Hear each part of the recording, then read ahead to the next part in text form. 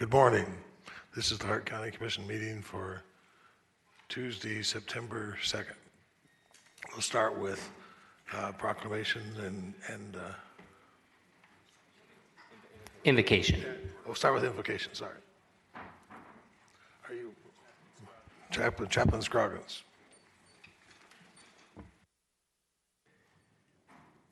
Good morning. Please join me in prayer.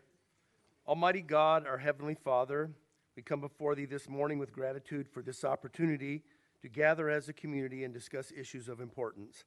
Today we ask Thy blessings upon the County Commission. Grant them wisdom, compassion, and strength as they serve the people of this county. Guide their minds and hearts with clarity and unity of purpose as they make decisions that will affect many lives. We lift up in prayer Sheriff Kevin McMahill and the brave officers of the Las Vegas Metropolitan Police Department, Clark County police officers, our firefighters, and all first responders. Bless them with safety, courage, and peace as they protect and serve. Lord, we ask a special blessing upon the residents of Clark County. We pray for the many tourists who come to our community. May they feel welcome, safe, and leave with positive experiences of their visit. Bless our children in school, that they may learn and grow in safety, encouragement, and hope for the future. We ask Thy continued blessings upon the state of Nevada and upon the United States of America. May Thy hand of protection and prosperity rest upon us all. Help us as residents to not only look to our leaders, but to ourselves, to be a part of the solution, to work together, and to strive for the common good. May this meeting be guided by integrity, respect, and a spirit of service. And we say this in Your holy name. Amen. Pledge allegiance to the flag of the United States of America and to the republic for which it stands, one nation, under God, indivisible, with liberty.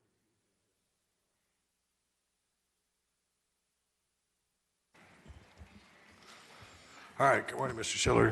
Good morning, Chairman and Commissioners. Your first item is to present a proclamation to Rosemary Vasiliadis in honor of her retirement as the Director of Aviation for Clark County. Thank you, Mr. Chair. Victor, would you roll the video, please?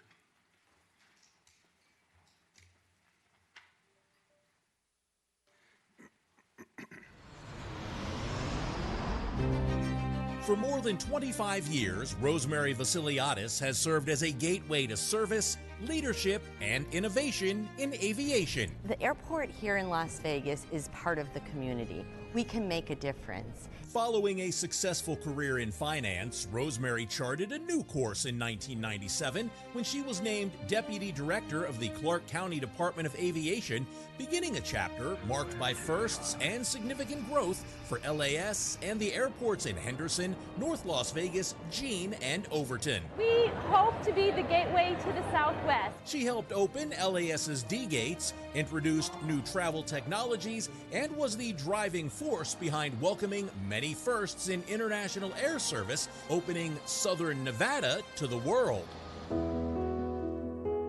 And when that world faced uncertainty after the tragic events of 9/11, Rosemary's steady leadership guided the airport, helping LAS become the first in the nation to reopen. That was a profound event in our industry. We were able to recertify our airport and get it reopened.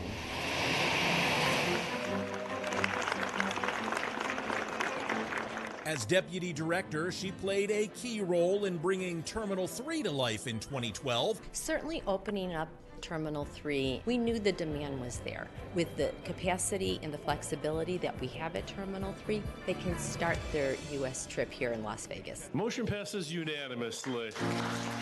The journey of her service reached a defining milestone the following year, in 2013, when she made history as the first woman to serve as Clark County's Director of Aviation. And I know that there's a lot that we're going to accomplish together. From that point forward, her leadership shaped nearly every major project at the airport, including the Consolidated Rental Car Center, a new FAA tower, and an underground tunnel that doubled international capacity. So we are able to meet with all the carriers face to face. That allows us to create relationships. She championed partnerships with airlines, the USO, and TSA, guided the airport through the COVID-19 COVID-19 pandemic and celebrated record-breaking passenger numbers. During her tenure, LAS earned global recognition for customer service. I really appreciate everyone's dedication to this airport. Our mission is being the front door to Las Vegas. And prepared Las Vegas to host world-class events like Formula One and the Super Bowl.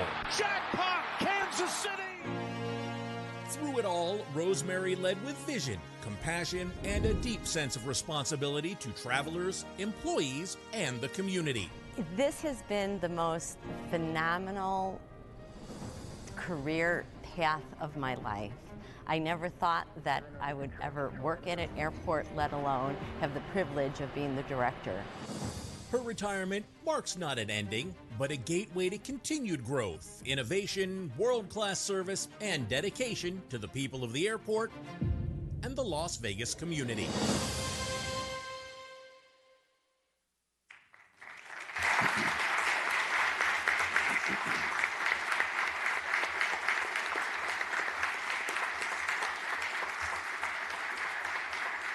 So I'd invite Rosemary Vasiliadis to come forward.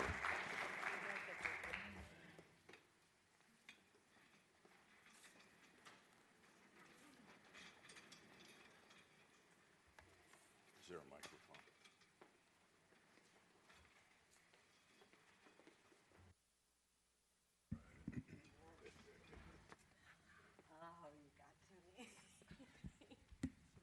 She just said we got to her. That doesn't happen very often. Normally, it's the other way around. We're proud of the incredible work that has been done at Reed International Airport. If you look at the statistics, and there are too many of them to cite, that have been achieved over the course of time, it's obvious that the watermark is high now, real high, Jim. You got your work cut out for you.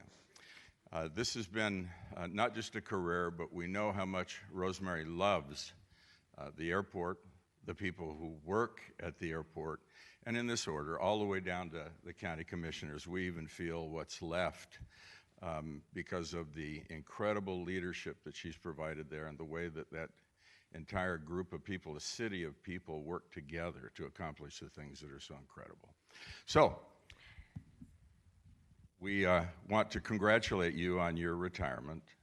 28 years in the Clark County Department of Aviation, 12 as the leader. Top 10 commercial airports, 35 billion economic engine for the region. We could go on, but you read this privately. Yes. Thank you so much, Rosemary. Is there something you would like to leave us with? Something nice? Oh, wow. I am nice. Well, I want to leave you with incredible appreciation. Again, I take this position and all my positions in public service as an honor. You know, people like to maybe not be kind to public servants, but let me just tell you, as a 40-year public servant, it has been the most incredible journey ever imaginable. And every single public servant needs to be heralded because we really do care. And it is not just a job, it becomes part of our lives, and we intertwine it like all of you do. But it starts here with the board and the support. And then a shout out to the county manager who inherited a lot with us. But what he did, what Kevin did, is he just dove in. He came out to the airport. He learned behind the scenes. And any employee event that we have, he is there, and they appreciate that, and they appreciate you, Kevin. So therefore, we are so thankful to you as we go on with the journey.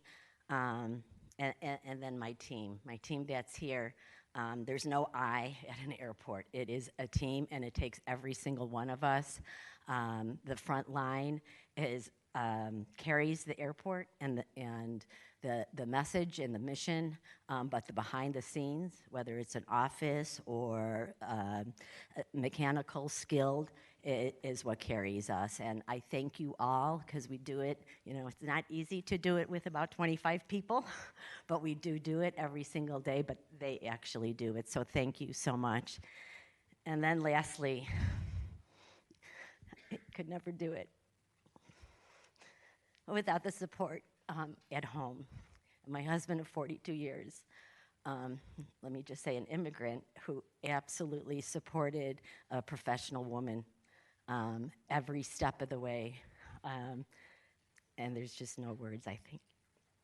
And my children who, poor mom, at 9/11 didn't see me for over 3.5 days, just keep on expressing their pride and their love and their support. They're happy when I'm happy. And the great thing about children, they're mad when I'm mad. So to my kids, thank you. And onward we go. This airport is in a phenomenal position to make the next leap and the next step. So you go, Jim. You got it. Thank you.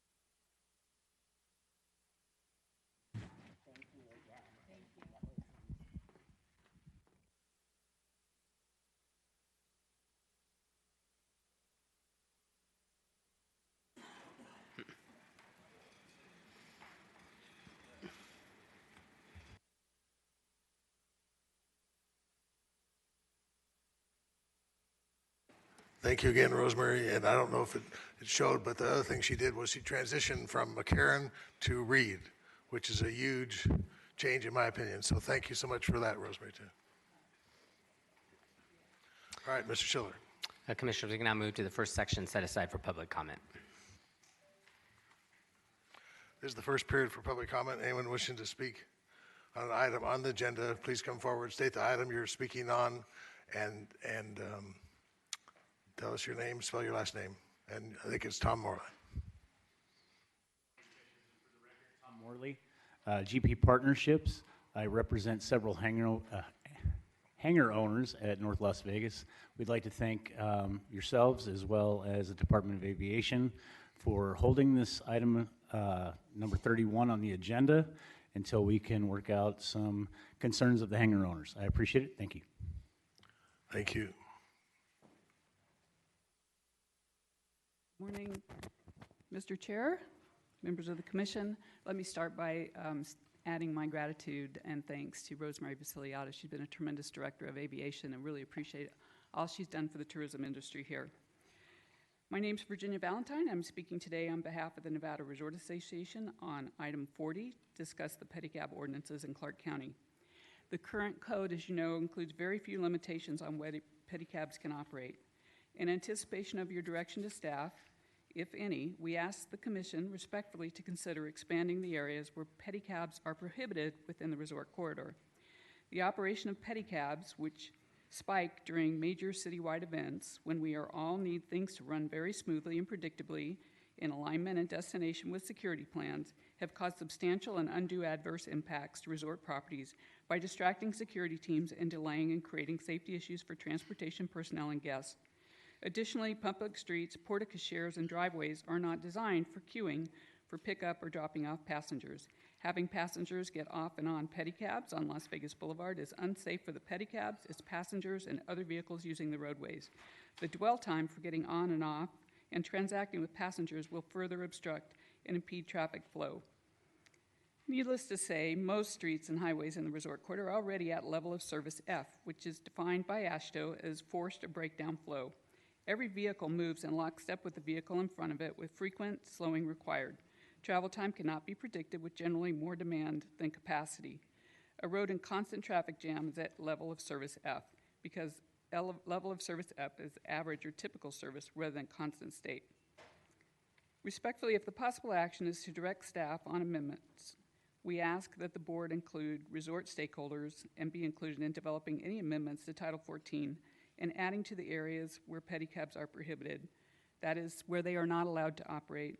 The county's made a big investment in grade separation structures and bridges in the resort corridor, as long as the bollards to protect people from traffic and pedestrians from mingling. The idea that you could have pedicabs operating and dropping people off while traffic is flowing is unsafe. So respectfully, we ask that if you do go forward today after the discussion, that you increase the areas where pedicabs are prohibited. Thank you. Thank you. Good morning, Chair Segerbloom, County Commissioners. For the record, my name is Taylor Avery, and I'm the Manager of Political Affairs for the Vegas Chamber. We'd like to echo the points raised by our resort colleagues on pedicabs. Maintaining safety and reducing congestion on the Strip corridor is vitally important to protecting one of the state's main economic engines that creates over 300,000 jobs. We look forward to further conversations with Commissioner Becker and all of their stakeholders. Thank you. Thank you. My name is Al Rojas. I live here District B. As I was going through the agenda, item 33 caught my attention. I'm just going to ad-lib my statement. As an advocate for public safety, I support this this event for the Global Champion Arabian Tour, and I want to thank them for going through the proper procedures of having a public event. Let us not forget that people have tried to express their First Amendment rights, and it's turned out to be a problem for law enforcement. There are proper procedures to go through to have your demonstrations, and our commissioners are more than happy to, I believe, allow you to express your First Amendment rights. Let us not forget some of the demonstrations we had on Las Vegas Boulevard, which destroyed some of our buildings, put some of our officers at risk, and put our Clark County Police Department, who's done a very good job protecting our buildings, having to put them at risk also. So I support this event, and I support advocates and people who want to do public events to go to the proper procedures and get the proper permits. Let us not forget that if you have a public event and you block traffic, that is a violation and you might get arrested. Thank you very much.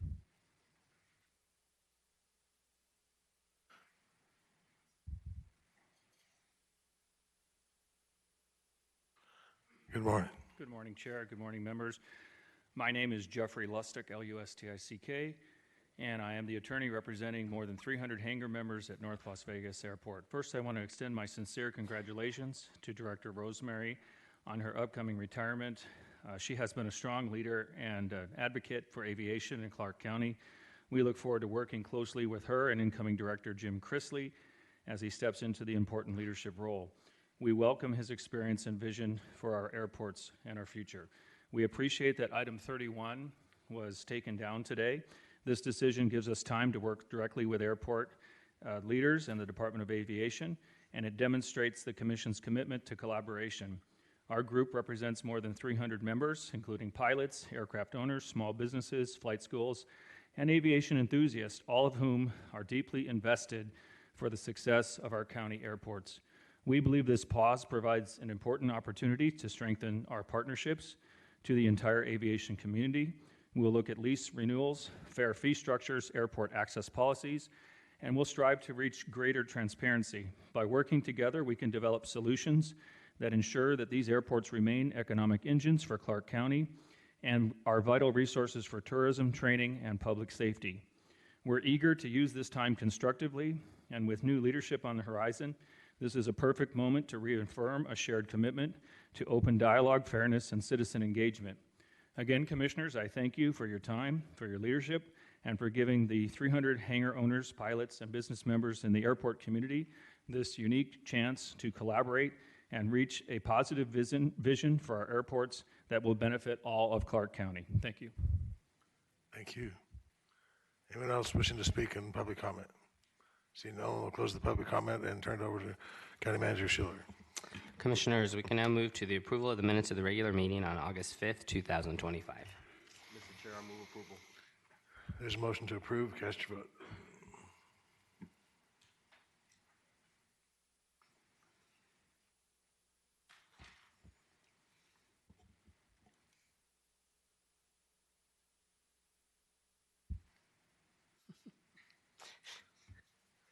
John's vote get cast?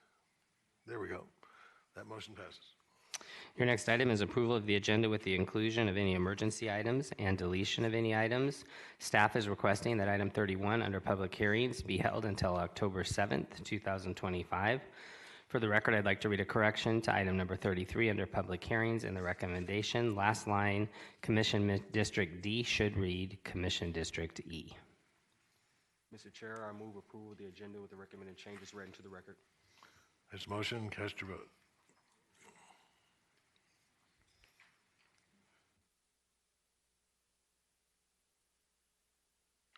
That motion passes. We can now move to the approval of your consent agenda consisting of items number 5 through 30. Move approval of our consent agenda. There's a motion to approve the consent agenda. Cast your vote.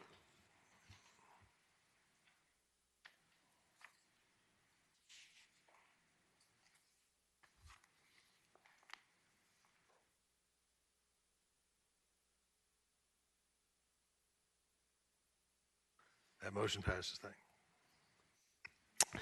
Commissioners, it's not yet 10 a.m., so we can now move to the business section of your agenda. Item 34 is identify emerging issues to be addressed by staff or by the board at future meetings, receive updates on the activities of various regional boards and commissions, and direct staff accordingly.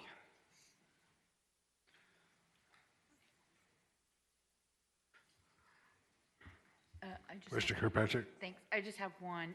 So Lisa, just more for you, but at the Health District, we are going to have a workshop next, or a presentation next meeting on including short-term rentals into the cleaning or inspection process. So knowing that you have a lot going on with all of those things, I wanted to for sure put it on your radar. Mr. Chair. Mr. Jones. Thank you, Mr. Chair. I just wanted to, I know we've had discussions with senior management, but fuel revenue indexing was a big, very important priority for this board and for many in the industry. And I would just request that we push forward with getting that on our agenda for the first meeting in October, if possible. And then also, I think for transparency purposes, I think it would be beneficial if we had a identification for each of the departments of who their org chart basically, so that all of us on the board and for the public can have an understanding of who the leadership and what the succession plan is for each of those departments.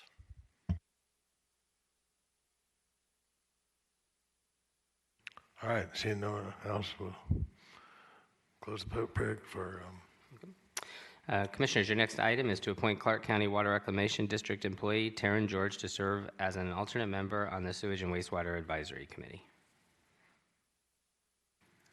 Mr. Chair, I move approval of Taryn George to serve as alternate member on the Sewer and Wastewater Advisory Committee.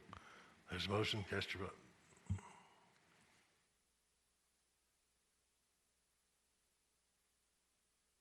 That motion passes. Commissioners, your next item is to ratify the appointment of Patrick Almeida as Director of Parks and Recreation.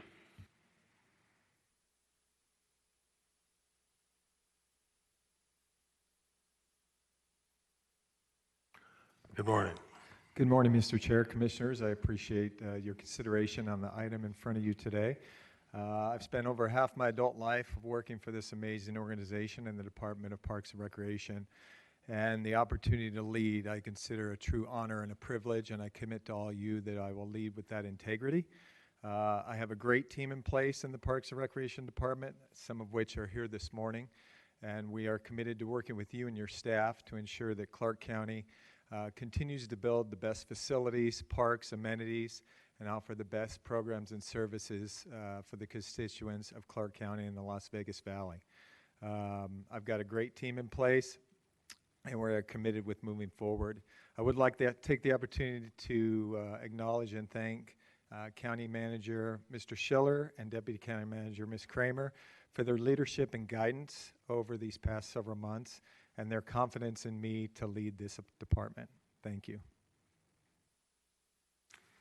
Mr. Chair, I move to ratify the appointment of Patrick Alameda as a Director of Parks and Recreation. There's a motion. Cast your vote.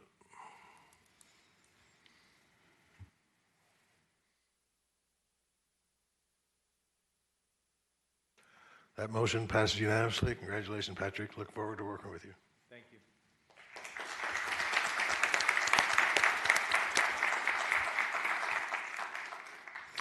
Commissioners, your next item is to approve and authorize the chair to sign the cooperative agreement between Clark County and the cities of Boulder City, Henderson, Las Vegas, Mesquite, and North Las Vegas to establish the Southern Nevada Council of Governments or take other action as appropriate.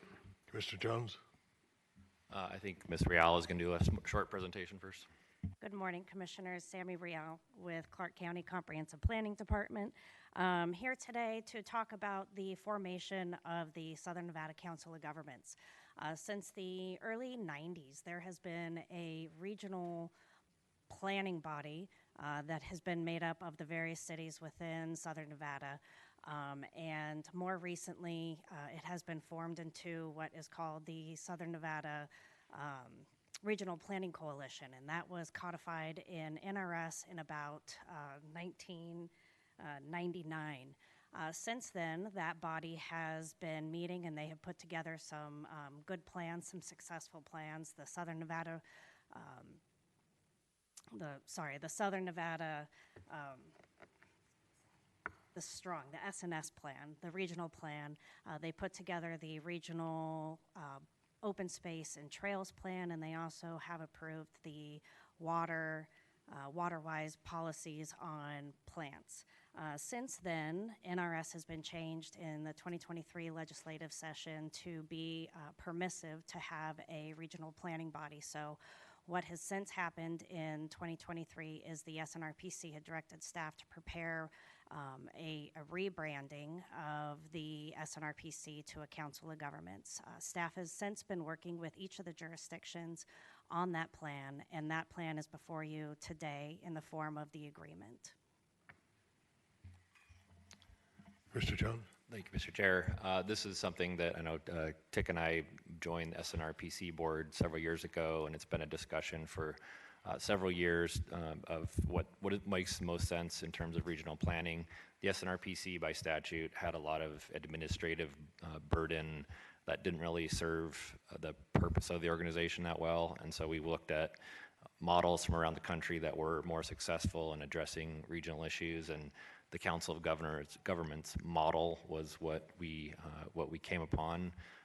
We think this is the way to go. It gives the body the opportunity to go dormant if it needs to, but also to take up important issues like climate change, housing, et cetera, as needed, and to collaborate with other organizations that are working in that space. So with that, we'll move for approval. Agenda item number 37. There's a motion. Cast your vote.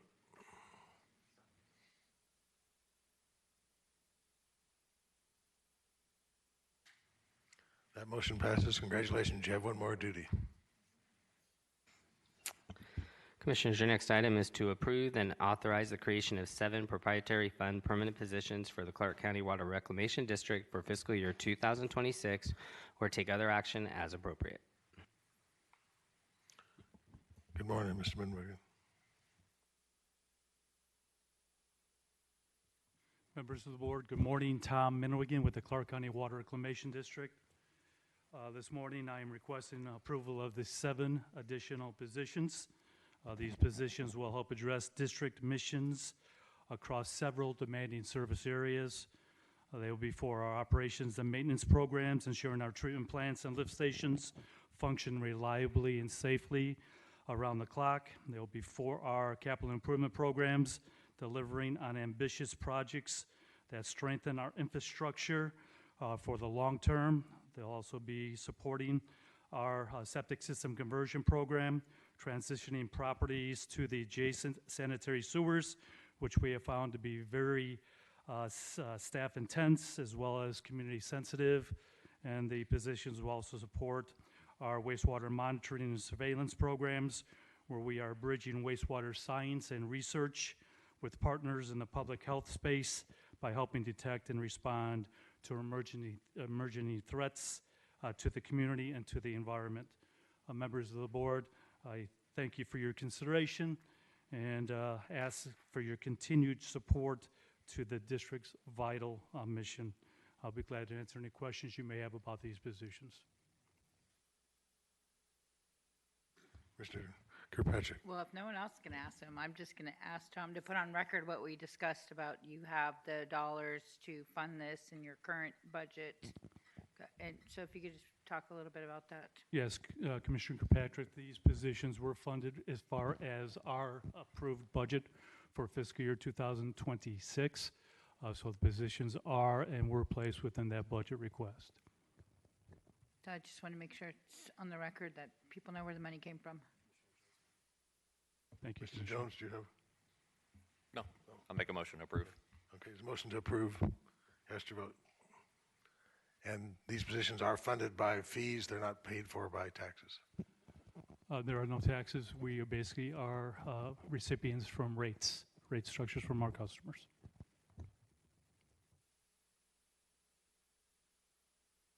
That motion passes. Thank you. Thank you, members of the board. Commissioners, your next item is to receive, discuss, and approve or deny an application from the Prima Donna Company, LLC, DBA Buffalo Bills Resort and Casino for a waiver of license requirements for a period of up to 24 months with the possibility of 2 additional 6-month extensions for temporary closure and periodic operation of the resort. Authorize the Director of Business License to grant 2 additional 6-month extensions upon additional showings of good cause if the initial application is approved, and direct staff accordingly. Mr. Keano. Morning, Mr. Chairman, members of the Commission. Vince Keano, Director of Business License. Buffalo Bills Resort and Casino, located at 31700 Las Vegas Boulevard South, G, Nevada, 89019, is currently on a 60-day temporary closure effective July 15, 2025 until September 14, 2025. The licensee is requesting a 2-year temporary closure of the casino due to lack of traffic that's proved to be insufficient to support the casino operations. Staff's also recommending that if the board does approve the 2-year temporary closure, that the board delegate administrative approval to the Director of Business License for 2 additional 6-month periods not to exceed 3 years. The Nevada Gaming Control Board approved the temporary closure from July 14, 2025 through June 29, 2027. The licensee will pay for 250 rooms and the number of games and bars to be used during events. The business is also requesting to be open about 12 times per year for special events. And we also have Counsel Stephanie Gronauer with Kemper and Carl present to answer any questions. Thank you. Good morning. Welcome. Good morning, Mr. Chair, Commissioners. Stephanie Gronauer, 1980 Festival Plaza Drive, here on behalf of the applicant. We very much appreciate Vince and his staff working with us, and hope that at State Line business, with all the changes that are coming, will pick up. Since the pandemic, it's been slow and mostly weekend operations, so we're hoping this is a temporary closure, and really would appreciate your approval of this temporary closure for a future reopening. Thank you, Commissioner Jones. Thank you, Mr. Chair. Go ahead and move for approval of agenda item number 39. Is the motion? Cast your vote.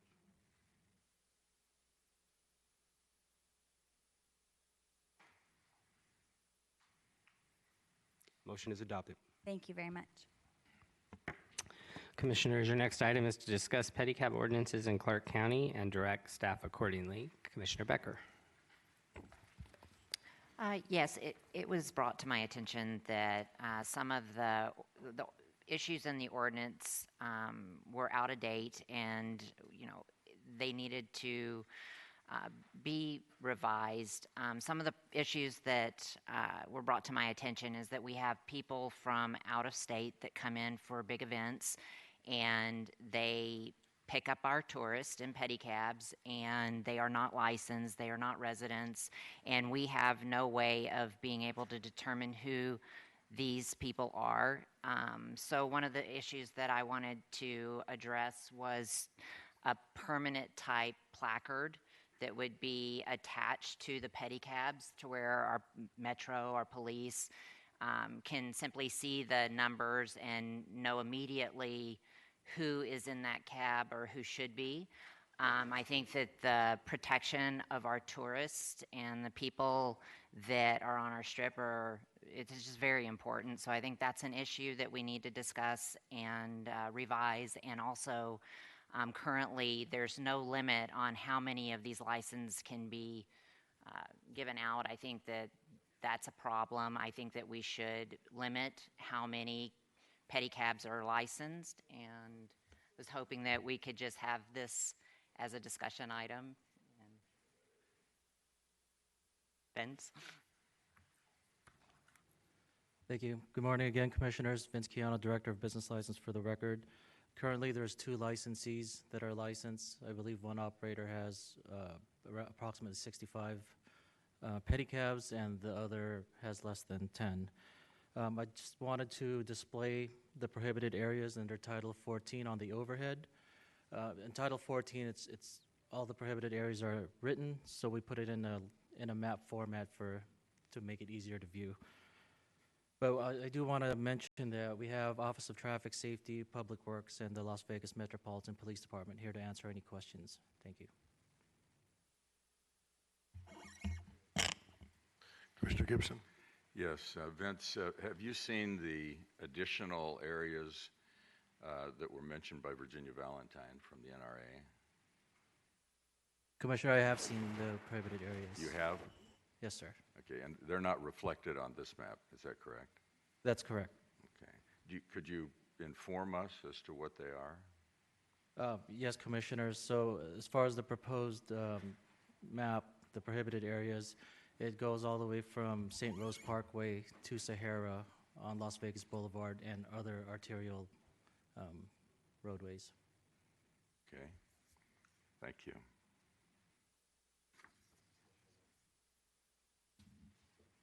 Commissioner Kirkpatrick. So can I ask this question? I don't disagree with the placards, and maybe somebody else can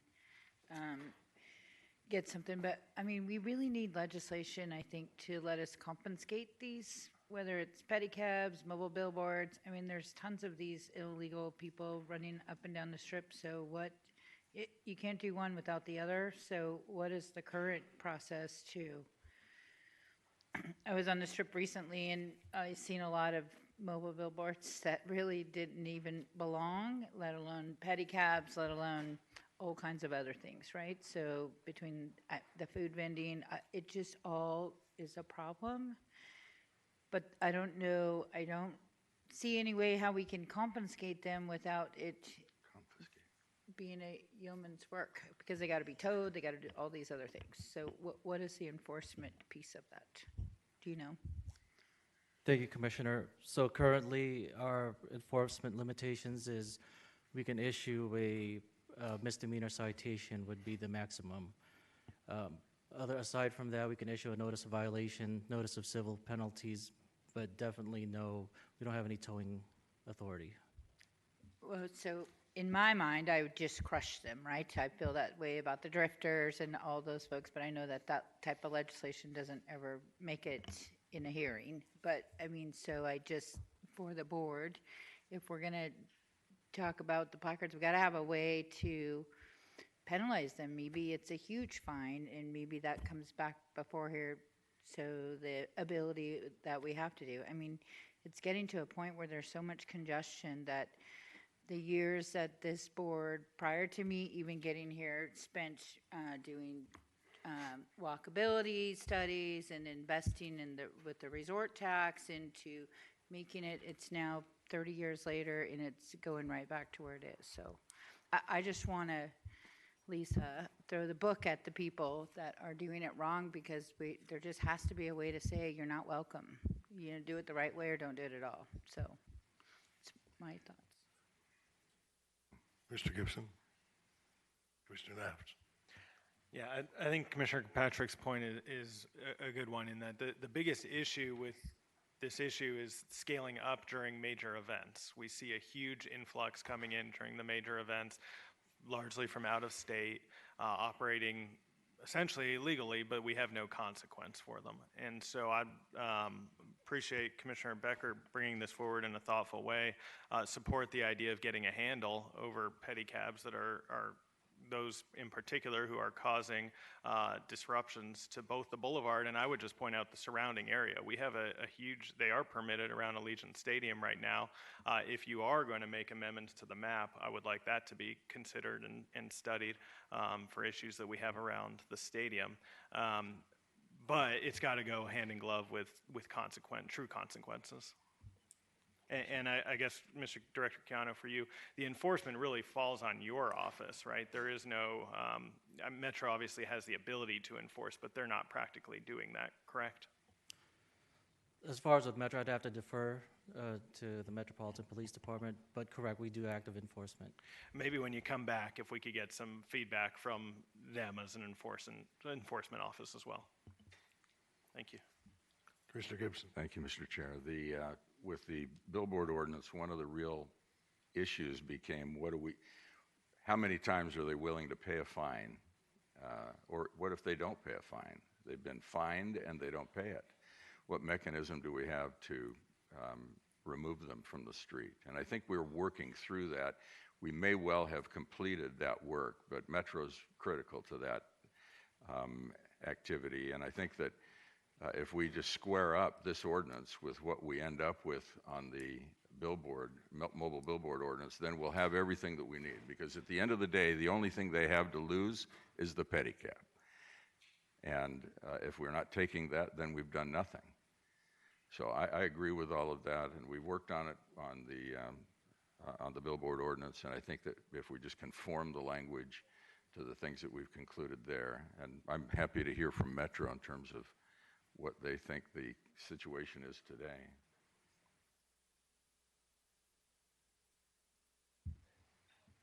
Where's Metro?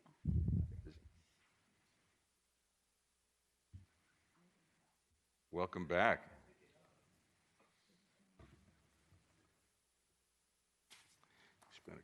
He spent a career during a session in the legislature.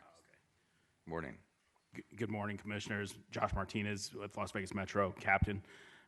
We've been in discussions with folks and just kind of exploring this ourselves. We've talked to our special events folks, and as you stated earlier, we do know that they are problematic within the Allegiant corridor as well.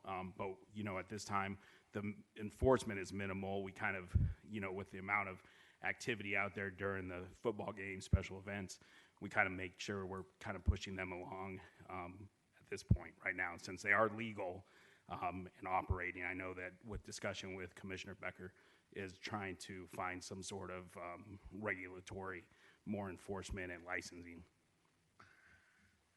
May I ask a question, Commissioner? You may. So what is the allowable fine we could go up to? Because I will tell you, $500 really is not going to make people not come back, right? So,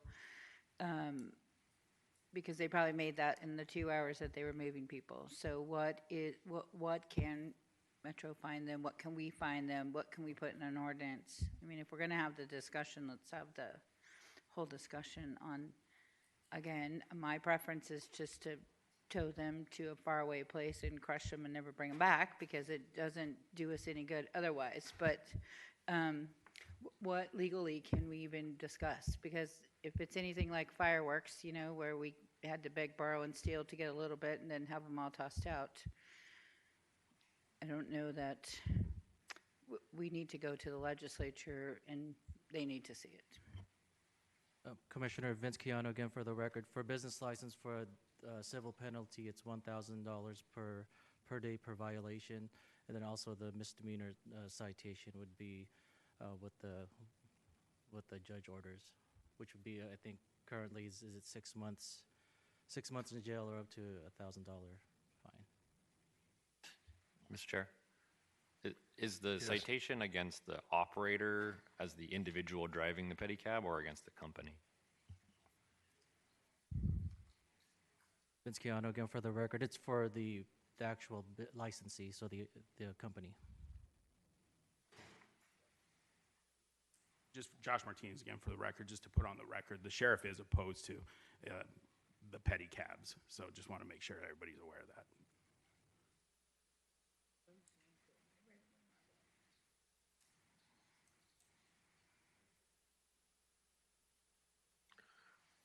Mr. Becker? Vince, do you feel like you have appropriate direction? I feel like we've talked about a couple things. Enforcement clearly being one of those issues, and then increasing the restricted area, correct? Those are I think we concur with Commissioner Becker's instincts on this, and so if we could work with Commissioner Becker, come back with some type of an ordinance. That's what I was going to say too. If you could just work on this and come back and we'll have this for discussion. I think it would benefit the community to have some updated ordinances regarding the pedicabs. Got it. Thank you, Commissioner. Commissioners, your next item is to discuss potential revisions to Clark County Code 3.74.020 regarding the creation and composition of the University Medical Center of Southern Nevada Governing Board and direct staff accordingly. Chairman Segerbloom. Thank you, Mr. Schiller. I brought this forward the last few months. We've had some issues regarding the medical center and UMC and the medical school. And so in looking at it, I thought that maybe the best thing to do, or at least one thing we can do to try to coordinate the two together, would be to have the head of the medical school an actual board member of the UMC. In doing that, it turned out there's a conflict in the current law because of the they couldn't that person would have there's a conflict, I guess. So this would be amend that so that we could go forward with that person. And maybe Lisa could explain it a little better than I am. Sure, Commissioner. So under your current code, which is Clark County Code Section 3.74.020, is your creation and composition of the governing board for advisory board. And in this code, there was an additional requirement for members that you appoint to the governing board. And so those governing board members, voting members, shall not have any financial conflicts which would require an abstention or a disclosure under the Nevada Ethics in Government law. So basically, when this ordinance was adopted and when the current Board of County Commissioners created the Hospital Advisory Board, they put an additional conflict of interest provision in so that no member could have a conflict. And so, for example, as Commissioner Segerbloom is talking about, the medical school, they hold a large contract with UMC. So they've always been ex officio, not voting, so that there's not that conflict on the board. And so what Commissioner Segerbloom is looking at is, removing that provision from the ordinance to expand the type of members that could be appointed to the governing board. I would say, we used a consultant when putting this ordinance together back in 2013, based on the complexities of a hospital and the additional federal laws that there are related to relationships between related parties that have contracts with hospitals. There's federal anti-kickback laws, and there's also federal Stark laws that, require kind of that separation. So that's something this board can consider, but that was, something that was put into consideration when the ordinance was adopted. Chairman, are you asking for an exemption for somebody for the ex officio member to become a voting member, or are you asking Correct. to lift this entire? No, I just wanted for that person, obviously they would have to disclose and they couldn't vote on things which they're financially interested in, but having a little bit more tooth as far as being able to participate and be a voting member, so help coordinate the two. I know both of those bodies are working. Commissioner Kirkpatrick had recommended when we had this discussion a few months ago that those two bodies figure out, like some other institutions have, how to have a joint body that would look after the relationship between the medical school and the hospital. Maybe before we take action, we would just need an update on the progress as it relates to that first, because that might take care of, Commissioner, what you're trying to accomplish in this. I'm not sure.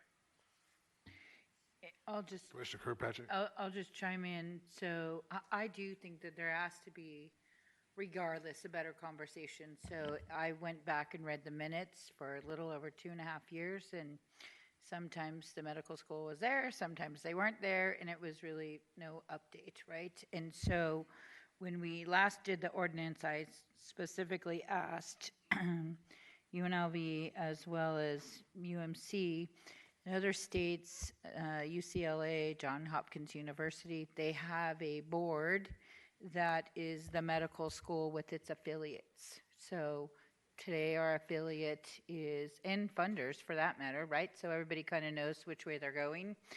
So if we're gonna, I just think that the medical school, it needs to be way more transparent than what we've got going, and we kind of gotta know what mission it is, because at the end of the day, if it impacts UMC, we need to know that as well. So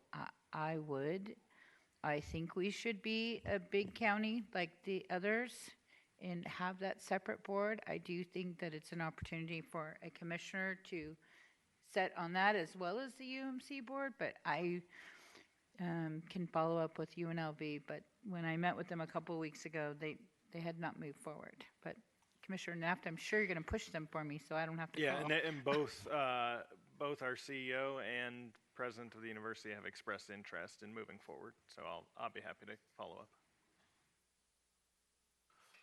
Well, that would address my issue, which is I really want to see more coordination.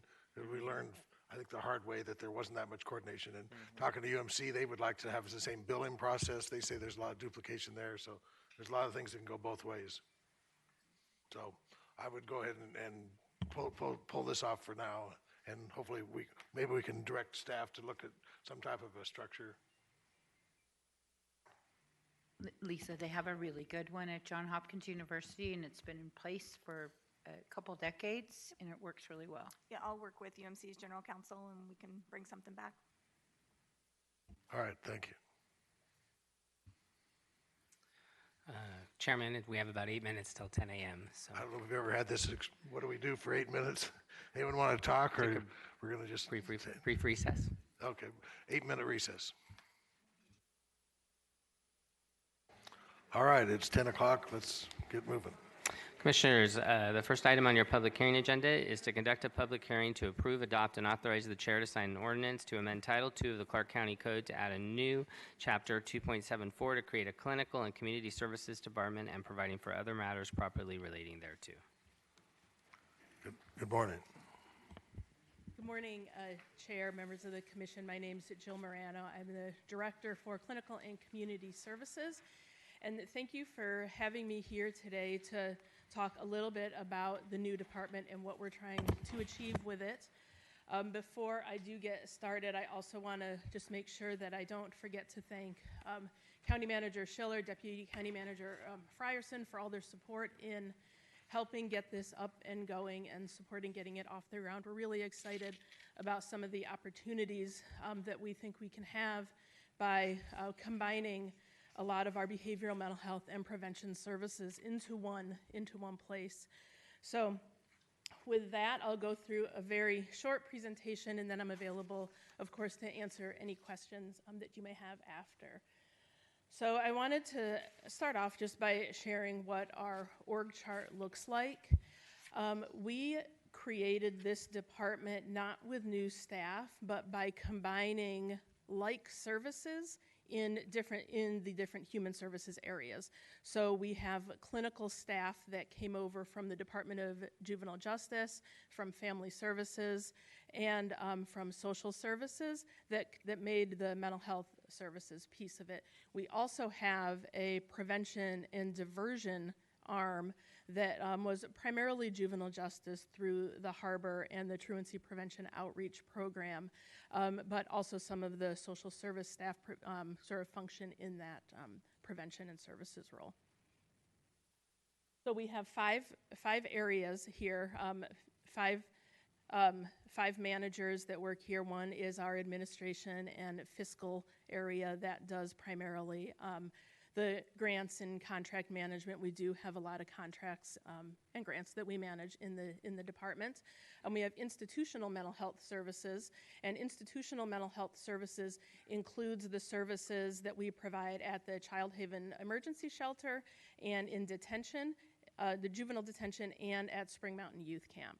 And then we have our clinical and community services, which is our mental and behavioral health services for youth on probation, for youth in foster care, and then our adult services arm sits in there as well. That's one of the former social service cares teams.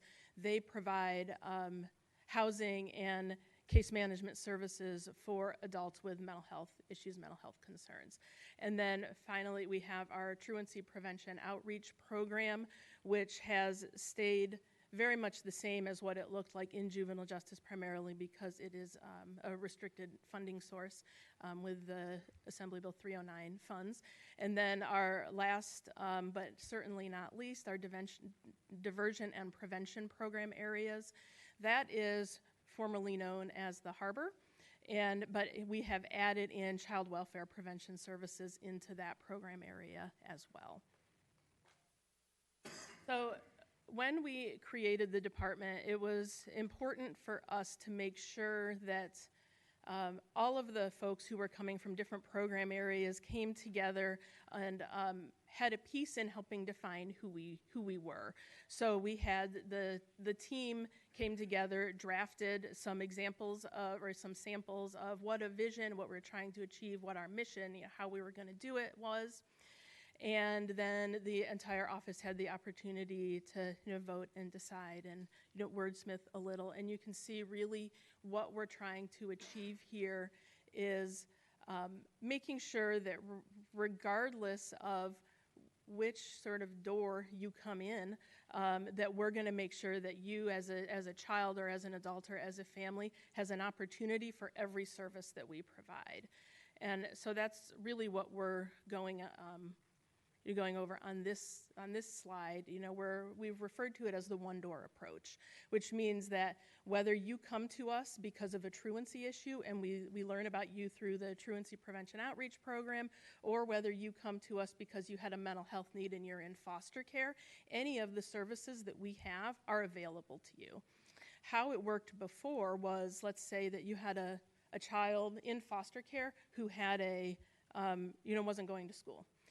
There would have to be a new referral to the truancy program, a new assessment done by the truancy program, and then we would see, what you were available for. Our goal with what we're trying to do with the department is create a centralized intake. So you're no longer changing the concept of you're getting referred to the Harbor or you're getting referred to the TPOP program. You're getting referred to clinical and community services. We have a centralized assessment, a centralized intake process, and then any of the services that we have available are available to you.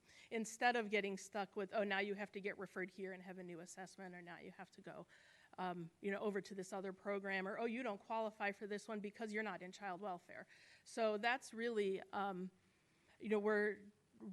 our main focus, and the first thing that we want to do is create that more centralized intake process. We're following really a system of care concept where it is this one-door approach. It's whatever service you need, we figure out how to get it for you, and you're not the one who has to be, you as the family is not the one that has to sort of navigate the system. We navigate the system for you. One of the big examples that I give when I talk about this is, let's say that you're a child in foster care and you end up in Child Haven. You have a clinical team in Child Haven. If you now have some sort of justice issue and you find yourself in detention, there's a new clinician that's assigned to you when you've gone into detention. If from detention, maybe you have a mental health episode and you go into a hospital, there's now a new clinician that sort of helps you manage that case while you're in the hospital. And there's a potential for 4 or 5 different clinicians, county employees, to end up working with one child. And our goal is to put that to one so that you've got one clinician who's managing that child's entire care instead of it being sort of dependent on which system you're in.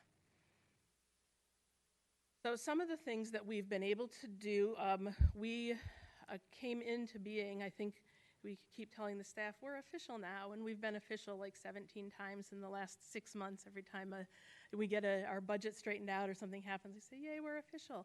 But since we've been official in December, when we were actually initially created, we wanted to highlight a few of the things that we've been able to do. We've got now starting to get departmental policies. We've trained everybody on system of care and the concepts and what we're trying to achieve. We've had a community partner listening session where we invited community partners in for them to give their feedback and their ideas of what they wanted to see from the county with mental health services.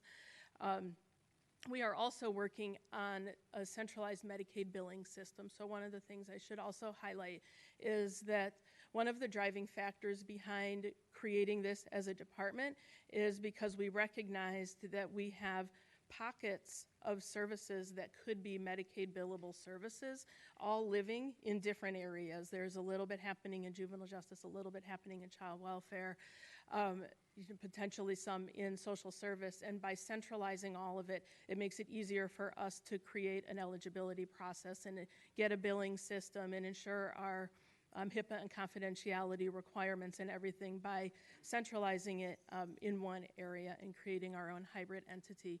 So that's one of our goals we would like to be billing next calendar year.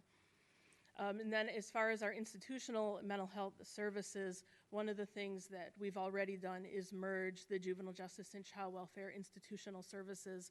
So the staff are able to respond either to detention or to child haven, particularly when there's a crisis. So this has been helpful because we have when there's lower staffing patterns and not as many clinicians on staff. If something's happening at child haven, but there's only somebody there that's at detention, they're able to walk down the block and come and assist. And that has been very helpful multiple times in the last few weeks. The other thing then in the clinical and community care coordination side of it, we had not been providing care coordination for youth on probation. They were only getting mental health services while they were in detention or at Spring Mountain Youth Camp. So we've been able to expand that now so they can have so that a youth that may be living at home and is on probation but has mental health needs can have a care coordinator through us now. The last two program areas on our prevention side, the truancy prevention outreach program, we're continuing to work with the school district. School just started back up, but continuing to work with them on refining our intervention model that we're doing with TPOP, making sure that we're staying true and clear to sort of the tiered truancy intervention process and making sure that we are really functioning in that tier 2 intervention role. And then I mentioned on the diversion and prevention side that we've expanded from just the Harbor, which is a juvenile assessment center, to also providing services to the child welfare side. So our differential response programs and our Families First Prevention Service Act will all be managed through that same structure.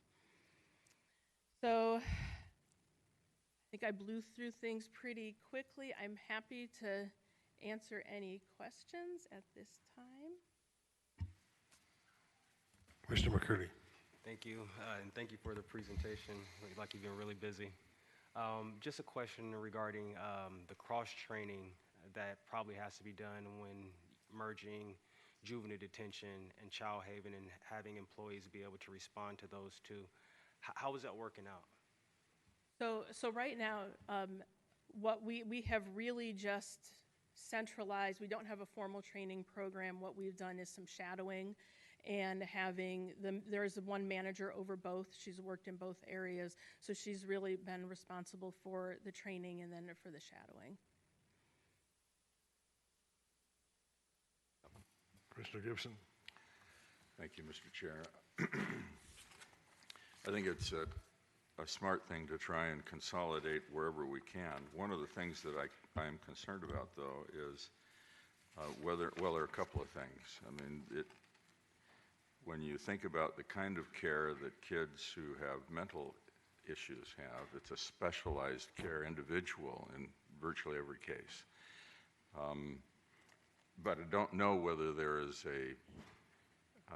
something uniform about all of that, and that's something that we, I think, need to know. When it comes to truancy, we have 44 staff members in the Truancy Prevention Outreach Program. And from what I heard you say, that's about what we have had overall that are addressing truancy. TPOP, however, up to this point, has been a situation where created a situation where we basically learn about truancy after the school year. And so addressing truancy, no matter how many people we put there and no matter how much effort we fund, is never going to be effective in the moment unless we're hearing about and learning about and intervening during the school year when these truancy cases arise and are known to the district. So there has to be some kind of a communication happening that is real, that really gets us involved much earlier. We can't do anything. And I think the Tier 1 is really just somebody who is designated a dean or something at the school attempts to make contact with the family. But I'm not aware of what more happens. So if all of that just kind of gets added up and kind of held and incorporated into a report that we get at the end of the school year, we did nothing and can't do anything about truancy as it affects us week in and week out. And then I'm just kind of giving you the things that are really on my mind as I've gone through this thing. I'm real concerned about us becoming more and more generalized in the way we address things as opposed to specialized. And depending upon where or what department the issue has come before us in the past, we at least had people who were focused on things that happened to kids that would bring them to the table. Could you address that also? I mean, we worry a little bit about how critical it is that we're meeting specific needs, and generalizing sometimes doesn't get us there. Sure. So I'll start with the concerns on the mental health side and how we're sort of structuring that a little bit, because I think that might address those concerns. There is still sort of a divide in how we're looking at the mental health services and the prevention and diversion services. So on the mental health side, we still have licensed clinicians or interns that are in the process of getting licensed, all working there and doing the clinical interventions. So what we've talked about there is having a consistent assessment, biopsychosocial, like a biopsychosocial assessment is what we would call it in the clinical world. Those are pretty standard across the board anyway. Now there are some specialized assessments that need to happen on the juvenile justice side. Let's say a young person has a firearms charge. There's a mandatory assessment that needs to occur that's specific to that. We wouldn't be changing that. Those assessments, when when there's a need for a specialized assessment, something like that, those would stay the same. So we would still get those same assessments. They would still to understand, make sure that we can thoroughly understand the issues and what's happening with the young person. So that piece isn't going to change. I think the idea of the clinicians sort of staying with the child is because you lose a lot of momentum with understanding what happened in the last time that they were in a residential treatment center, or you sort of create maybe a relationship with the parent, and now there's a new clinician, and so it's confusing for a parent to know, oh wait, because my child's in partial hospitalization program now, I have a new person I'm supposed to talk to. But when they get out and they come home, then I go back to this other person that I'm talking to. So it's really the care coordination piece that we wanted to keep the same, so that one person has an opportunity to really get to know a child's history and their background and what they need. Anything that is specialized relating to like a juvenile justice intervention or a child welfare intervention wouldn't change. Like we wouldn't sort of dilute, if you will, that type of service that they're getting. On the truancy side, we've really been, especially over the summer, taking a hard look at what our role is in truancy prevention, not being a part of the school district. Coming in and sort of looking at that model, it's a different model. We've been looking at truancy models and what they're doing across the country and can't find other models where it's really primarily community-based and not school-based. So we've been in conversation with the school district and their attendance program about how we can better merge our services and make sure that they're really intervening and doing the things that they've committed to before we get involved. And what we're looking at, sort of where we're thinking about it now, because we really are trying to revamp and remodel what they're doing, is that we are trying to look at only taking the cases where we're aware that there are some other family dynamics or something else that's getting in the way of the child's school attendance. So really almost more of on a chronic absenteeism side as opposed to a truancy side. You know, if you look at truancy as, you know, the child is choosing not to go to school because they'd rather go do something else. And then chronic absenteeism is maybe there's some family dynamics going on where the kid can't get to school. Like, is our role better in that chronic absenteeism space than the truancy space? It's kind of what we've been thinking about, but we're really still looking at different models, looking at different ways to intervene, and trying to educate ourselves on where we best fit. I would also add on that, so last year there were almost 8,000 referrals from the school district to us for the truancy program. And with the 44 staff that fluctuates a little, many of them are, you know, part-time, there is no way to effectively engage in 78,000 cases when you have 44 people. And so I think, you know, one of the things that we've been thinking about is how do we need to limit the scope of the services or who we're providing a service to so that we can provide a good service.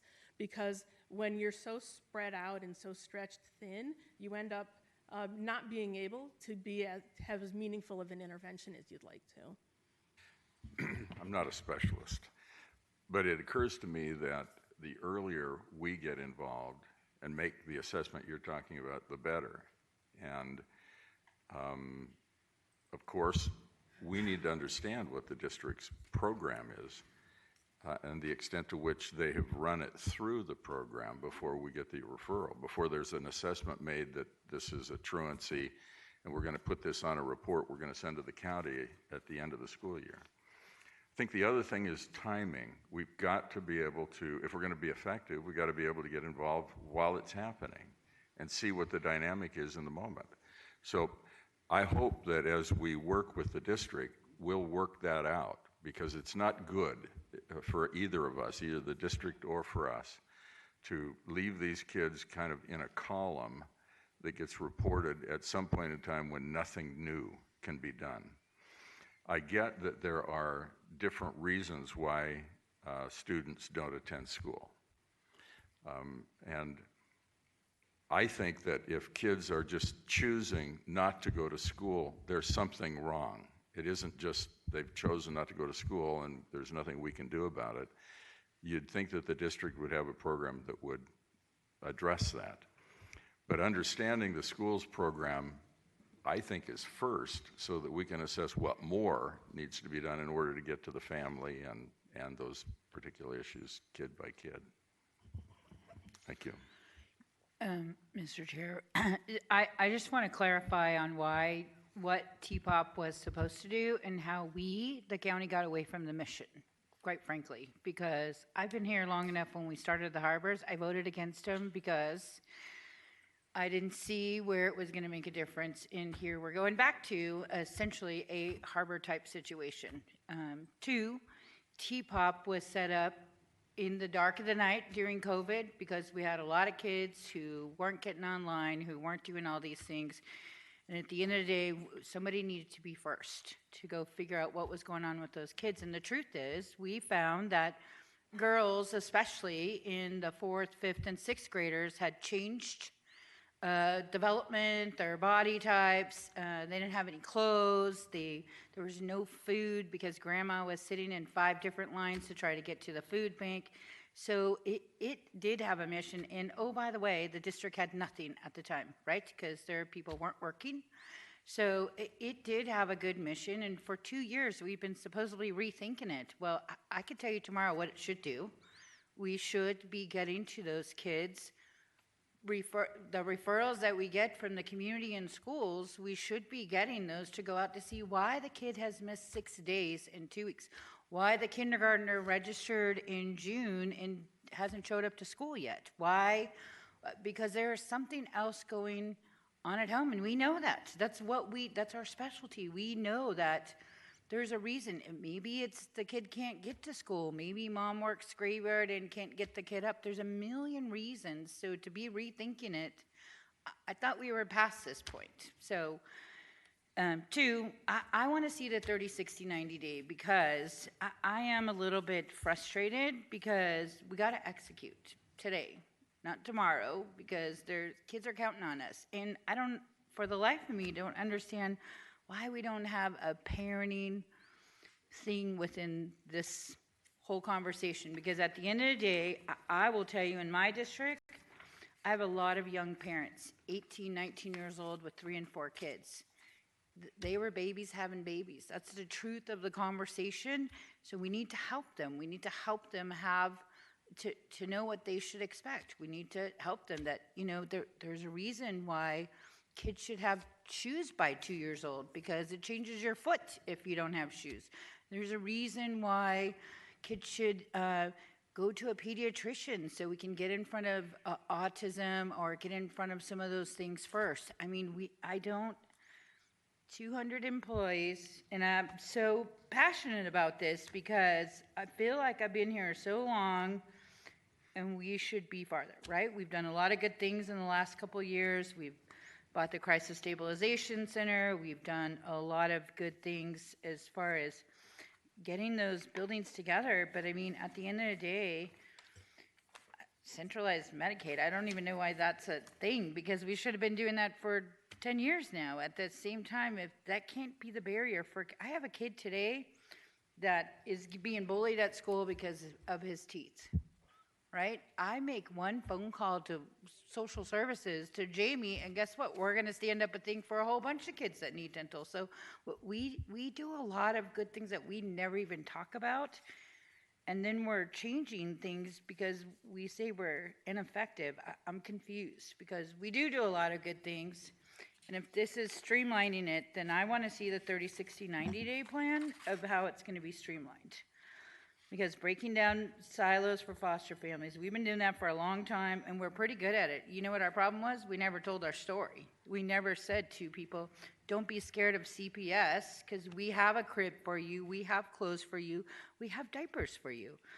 I spent a lot of time following Facebook and Nextdoor just to tell the opposite message. So I no disrespect, Jill, and you know how I am, but I want to see the 30, 60, 90-day plan because I feel like we're moving people around and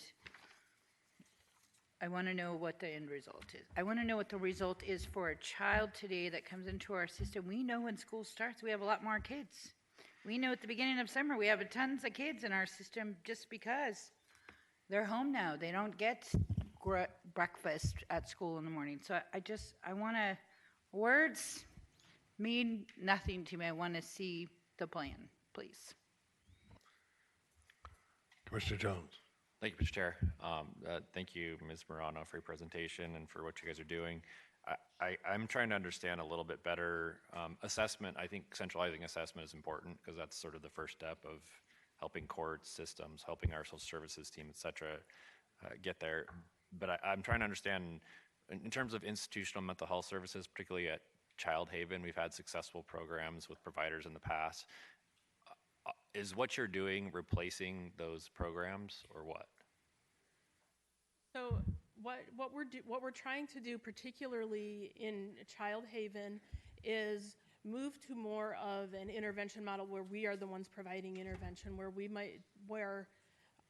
the county clinicians would have an opportunity to actually do individual counseling with youth, to do run groups in the cottages with the kids, and we are working with family services there to sort of schedule out the days a little bit more so that we actually have some time to do that. So I think that in the past, when we had a contractor in doing it, the goal was to do the same thing.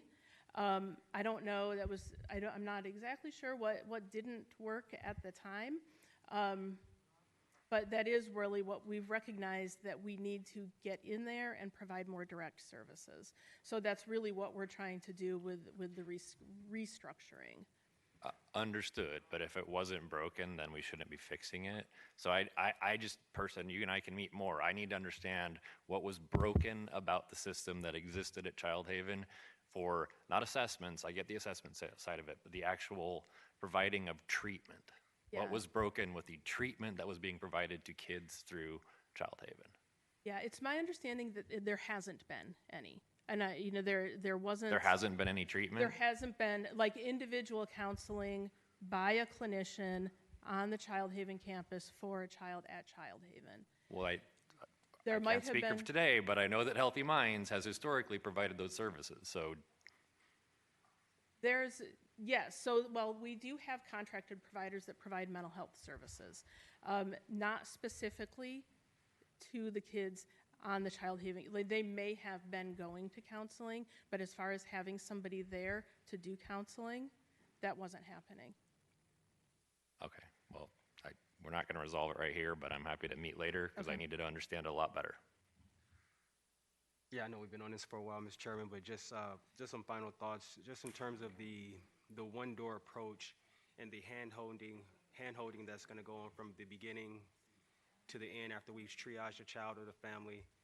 Help us understand what that caseload is going to look like, because I understand, like, as an example, we're doing a lot more with less, and we're doing the best that we can, and the children or the families being before us is a symptom of a much deeper issue that's happening in our community, which is only going to exacerbate in the near future. So help us understand what those caseloads are going to look like, because if we're talking about effectiveness, I don't know how effective we're going to be able to be with that one-door, one-hand approach if the caseloads are ballooning. So, yeah, as far as caseloads go, there are, we've been sort of breaking it down between the prevention side and the mental health side, and we are definitely going to need to use our community providers and make sure that we are pulling them in. As far as the care coordination goes, we are looking at clinicians having, at this point, it really depends on how many of the kids need that level of service. And it's hard to estimate right now because they're not getting it at all right now, particularly on the probation side.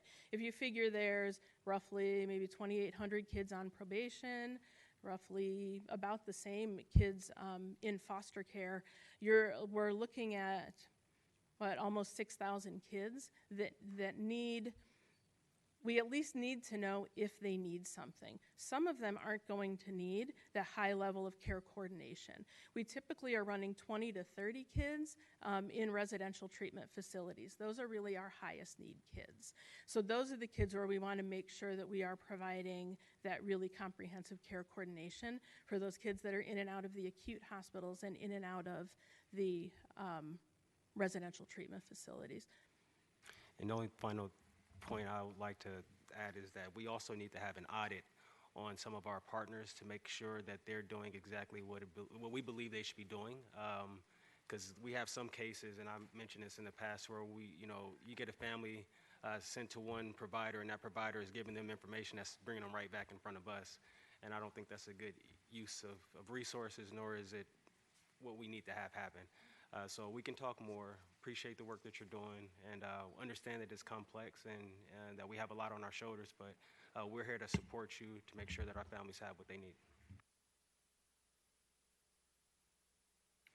And one other thing that has been mentioned is that I understand, based upon this, we'll have access to more funds than we had before, so that's a very positive.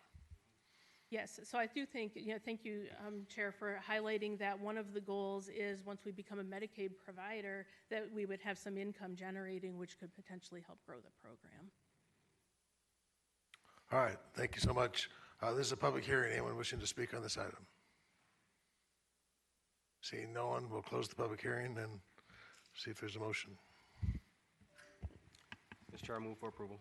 Can I ask, so the motion is to accept this plan conceptually, or what? So it's to adopt the ordinance to create the department.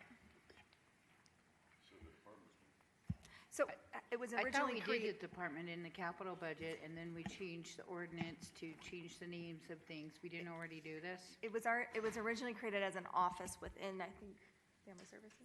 Social Services. It was an office within that. So now this will be a separate county department, which county departments are created by ordinance. And then, so can I ask what, how much can we be involved in this organization? Because because right now I don't want to support it. I understand, but I don't agree with all of it. But if you're going to tell me that this is a structure that can be changed in conversation, you've had all these meetings with the community, but not me. So I want to tell me, do I vote no, or is there a way to massage this? There's absolutely a way to massage it. This is our conceptual, our concept design for what should be included in this department. We'd be happy to talk more and get more feedback. I do want to underscore that no services have been lost. These are services that existed in other departments. We're just moving them in one department to help with that care coordination, to help make sure the customer experience is better and create those opportunities where we can get more funding and hopefully expand services with what we already have. But aside from that larger umbrella, the details are flexible, and we'd love to hear more from you about what you'd like. And we'd love to meet with anybody that would like to meet to talk about it. Sounds like everyone has very specific concerns. So to answer Commissioner Kirkpatrick directly, I think what we will come back with, and I think we can work with each of you on those specific areas. So I'm going to take TPOP as an example. What I hear clearly is what's the executable plan, what's the target population to get to the families, because that's where the problem exists, typically in the truancy issue, community providers. As you know, at Child Haven, I think I'll retranslate what Jill said. I think the issue of having increased mental health on campus is obviously a critical need. It's one of the most vulnerable populations. To Commissioner Jones' point, specialty populations, when you start dealing with those diagnoses and those behaviors that cause the most significant issues, I don't think the intent of this is to exclude providers, but to come up with a centralized approach where we're accessing those providers through that with centralized clinical case management on campus. The third piece that I think I'll talk about is the Medicaid providers and becoming a Medicaid provider in the clinical world. So if I use the state as an example, the state's Department of Behavioral Health, where they exist, they are walled off for various reasons related to sharing of information. And creating the department, we will be walling that off so that we can directly bill, which in turn will also allow us to bring in more providers, because those providers will not be dealing with the Medicaid bureaucracy, we will. So it will also increase that. So Commissioner Kirkpatrick, if you remember in October 1, we didn't have trauma-informed care. We had like one therapist. So I think the intent of this is really to increase that population base and capacity, but not to limit it or to be excluding community partners, and vice versa. How do we provide a better service? But what I hear clearly is one-to-ones with all of you, direct feedback, and then an executable plan to come back to the board. So there's a motion. Cast your vote either way.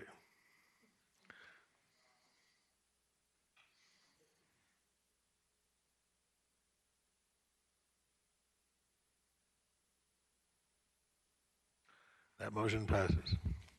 Thank you, Jill. Commissioners, your next item is to conduct a public hearing to approve or deny a special event preliminary approval application from Global Champions Arabian Tour to hold a special event on September 26 through 28, 2025 at 3210 South Las Vegas Boulevard, Las Vegas, Nevada 89109, and providing for other matters properly related thereto. This item shows the depth to which the county is involved. We go from child services to Arabian horses. Thank you. Vince, you want to give us a breakdown? Hello again, Mr. Chairman, members of the Commission. Vince Chiano, Interim Director of Clark County Sports and Special Events. Global Champions Arabian Tour submitted an application to host an event at Wind West, located at 3120 South Las Vegas Boulevard, Las Vegas, Nevada 89109. from September 26 to September 28, with an estimated number of attendees between 2 and 3,000. The event is a competition that showcases purebred Arabian horses' beauty and athleticism. In attendance, we have from the fire department, Chief Daly, Chief Depew, and Chief Bushkin. We also have a representative from the Las Vegas Metropolitan Police Department. And we also have Deputy General Counsel for the WIN, Tom Reich. And for the presentation, we do have Global Arabians Tour, so I wanted to introduce you. We have Tara Loche, Chris Risen, and their CEO, Cindy McGowan. Thank you. Good morning.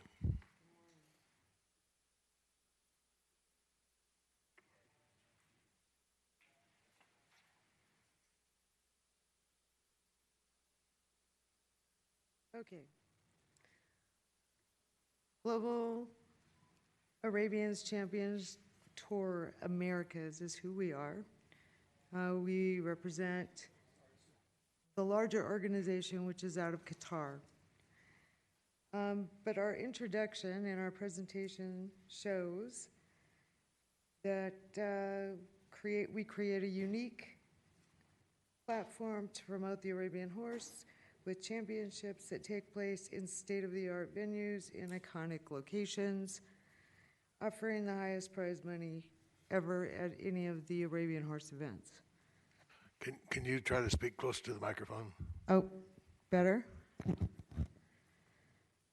Our mission statement is we created a unique Arabian horse tour that will bring the sport to the next level. We promote uniqueness of the purebred Arabian horse through interaction, platform, forecasting, legacy of excellence, transparency, and fairness and integrity. Historically in our industry, there's been issues with integrity with regard to our judges. It is critical that we vet and ensure that all of our judges are fair and accurate. The World Championship, that is the pinnacle of the Arabian Horse Tour. So there are locations all over the world that end up being in one location at the very end for the entire tour. Las Vegas is our expected and hoped location for the America's Tour finals. Those horses that are successful at that show will be transported to Qatar for the World Championship finals. That will be in November. The core tour goals are further development. Am I not moving things? I'm not. Okay. Further development and promotion of the Arabian horses as a sport. Attract new fans and new audiences to the sport and energize the existing audience with fan base, encourage investment in the sport, create opportunities for all stakeholders and advancements in the workplace, in the sport world, increase media exposure for the sport and its stakeholders while creating new and exciting sponsorships and commercial monetized opportunities, ensure consistent, fair, transparent, and balanced competition. So as you can see now, we have several in Middle East and Europe, and the Americas goes to North and South America. We then show you our prize money. So the prize money overall for the entire tour is $24.41 million. That is throughout all of the shows. The World Championship is $4.98 million independently. And just an example photo of one of the winners.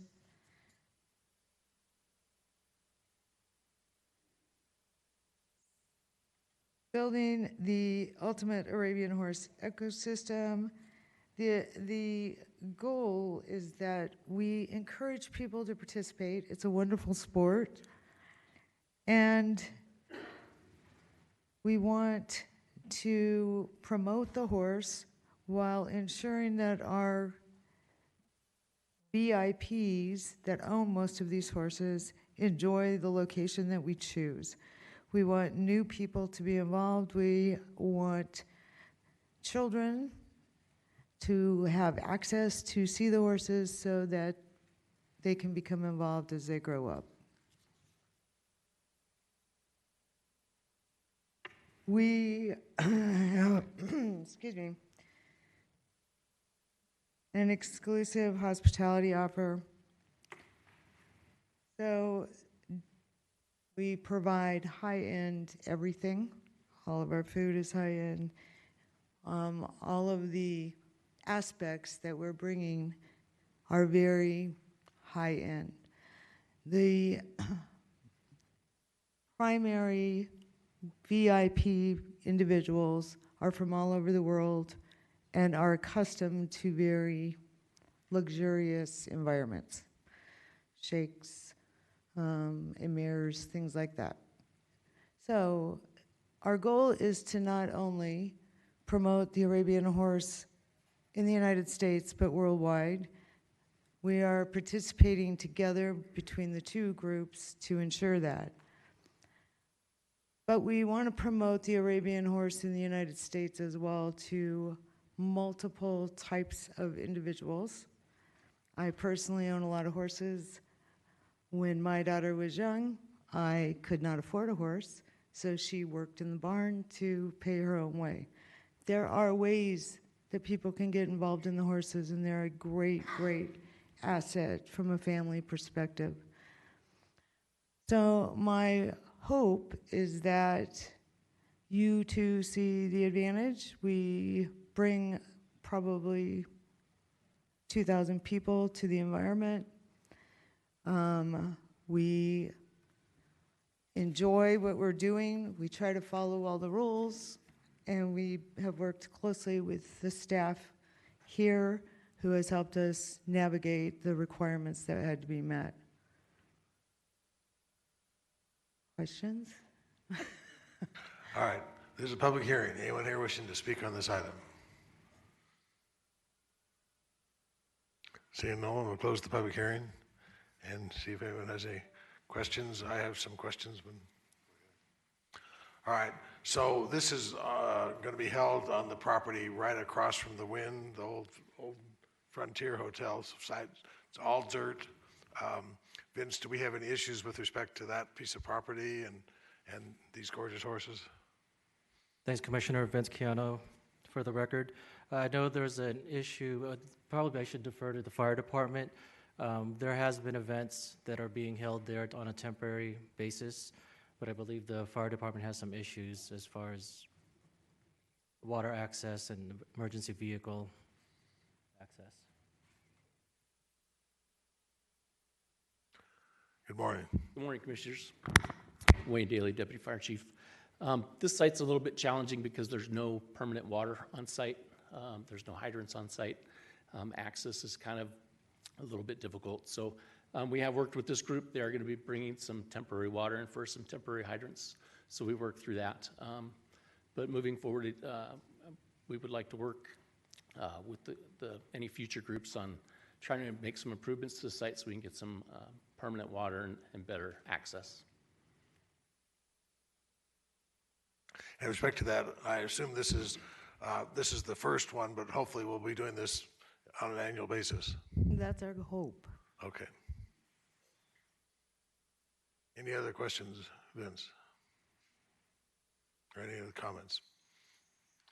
All right, well, obviously this is a huge thing for Las Vegas. This is exactly what we're trying to attract. I think going forward, if you want to use this site again, we're going to have to make some permanent improvements, but for this event, obviously we've met with all our different departments and we're willing to approve it. But just know that if you want to come back, hopefully the Wynn, you can work with the Wynn and provide some permanent facilities there because this is could be a great event. Excellent, thank you. So with that, I make a motion to approve.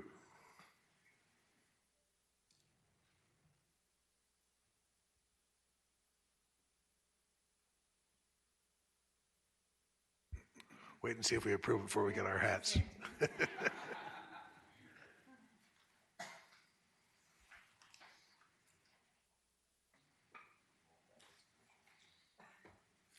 That motion passes. Thank you so much. We hope you can all attend. Yes, well, I shouldn't say that. Maybe we could figure out a way we can ride it in on a horse or something.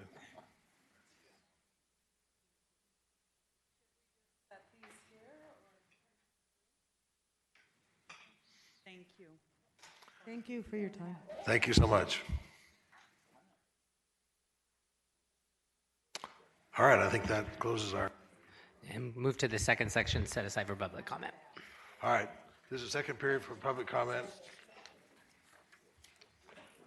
Anyone wishing to make a comment on any item, please come forward. Mr. Barlow. Thank you, Commissioners. I'm not sure if the microphone is on. Do you need to state your name for the record? Yes, sir. Ricky Barlow for the record, LV Access LLC Land Use Consultants, on behalf of my client, Las Vegas Rickshaw. Thank you, Commissioners, so very much for bringing forward the discussion item on item number 40 today.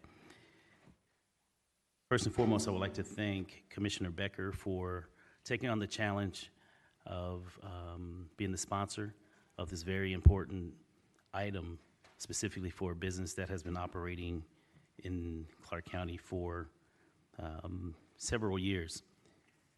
Commissioners, we are in support, heard you loud and clear, of the confiscation of cabs.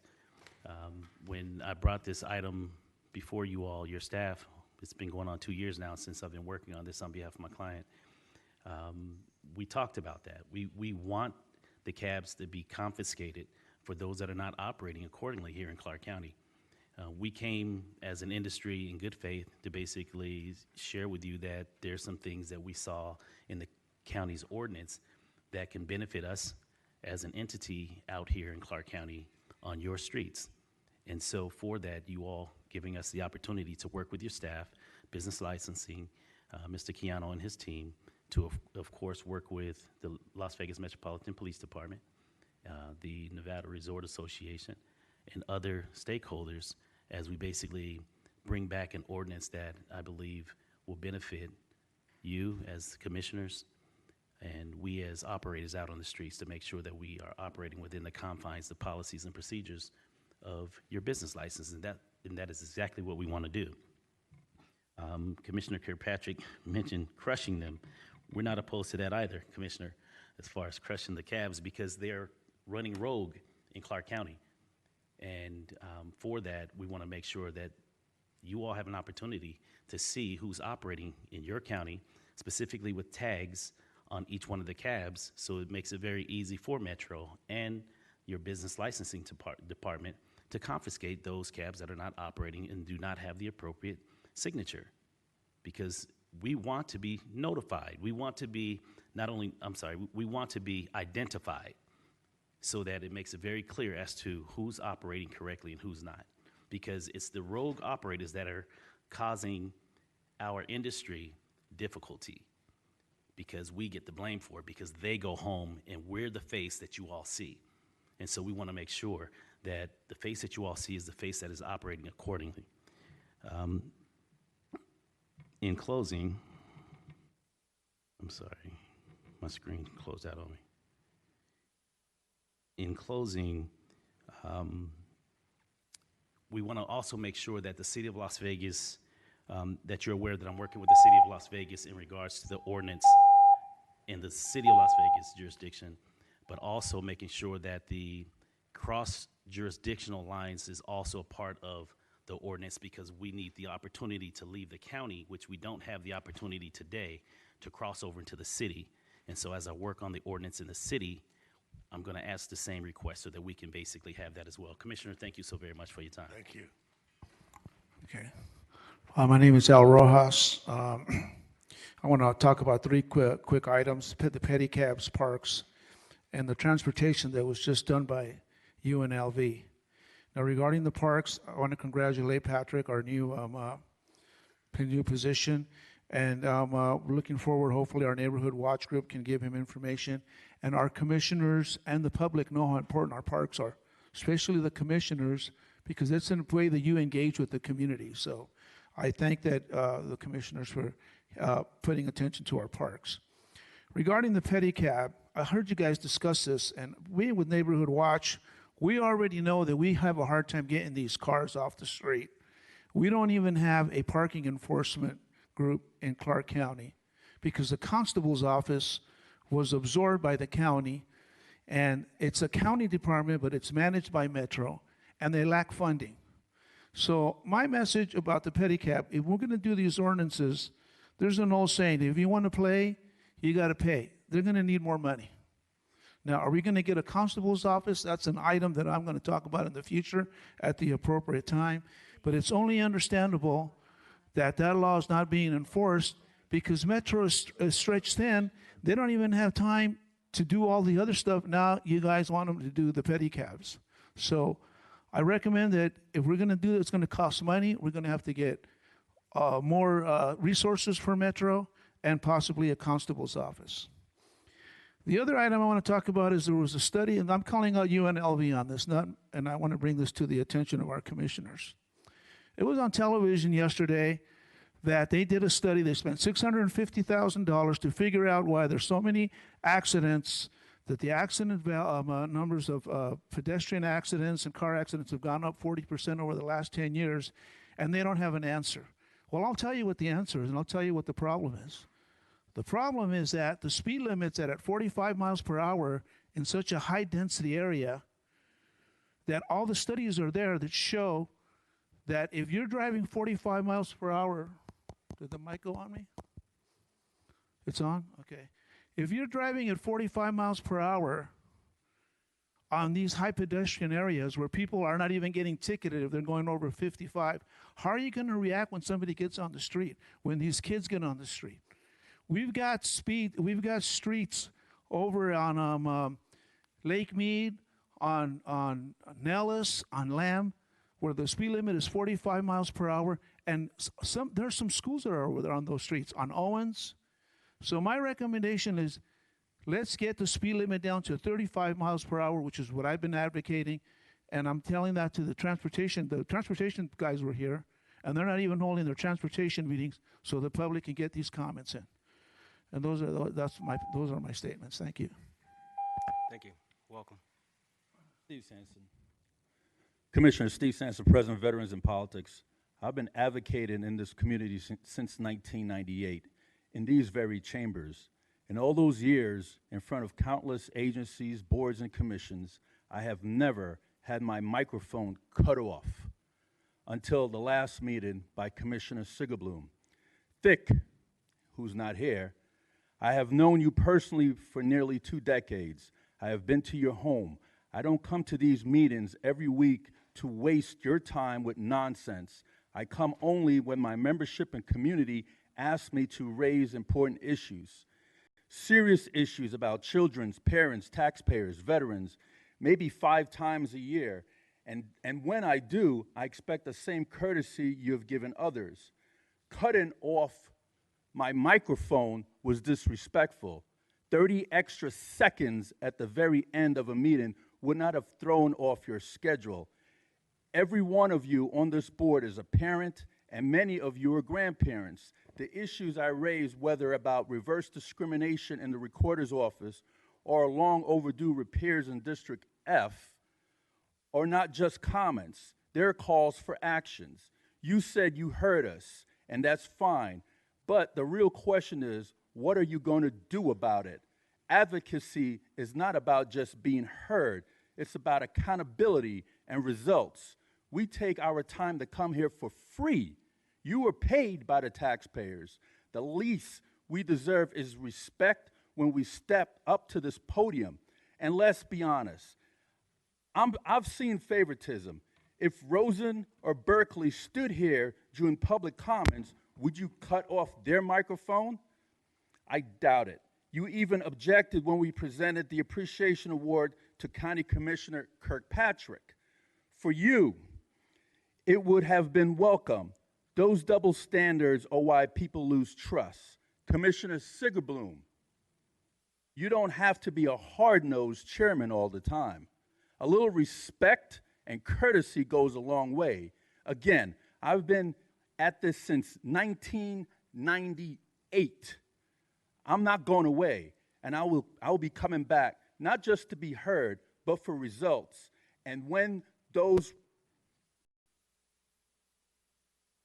Dick, when does your chairmanship end? Because the public deserves a chair who respects the people who stand at this podium. Thank you. And I think I got 15 seconds for the next time I show up here. Thank you, and for the record, just want to make it clear that the chairman does not operate who speaks and how it speaks. The mic was cut off by the technicians. Hello, my name is Tim Ross. I live at 2537 Day Spring Street, Las Vegas. The Clark County Department of Aviation set up a meeting for hangar owners at North Las Vegas Airport recently.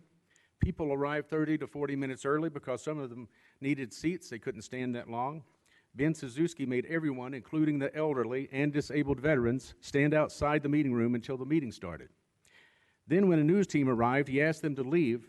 It would not continue the meeting until they left. He said it was a private meeting. 5 minutes later, when someone asked, when will we know your intentions for the hangar leases, he said, they will be announced in a public meeting like this one.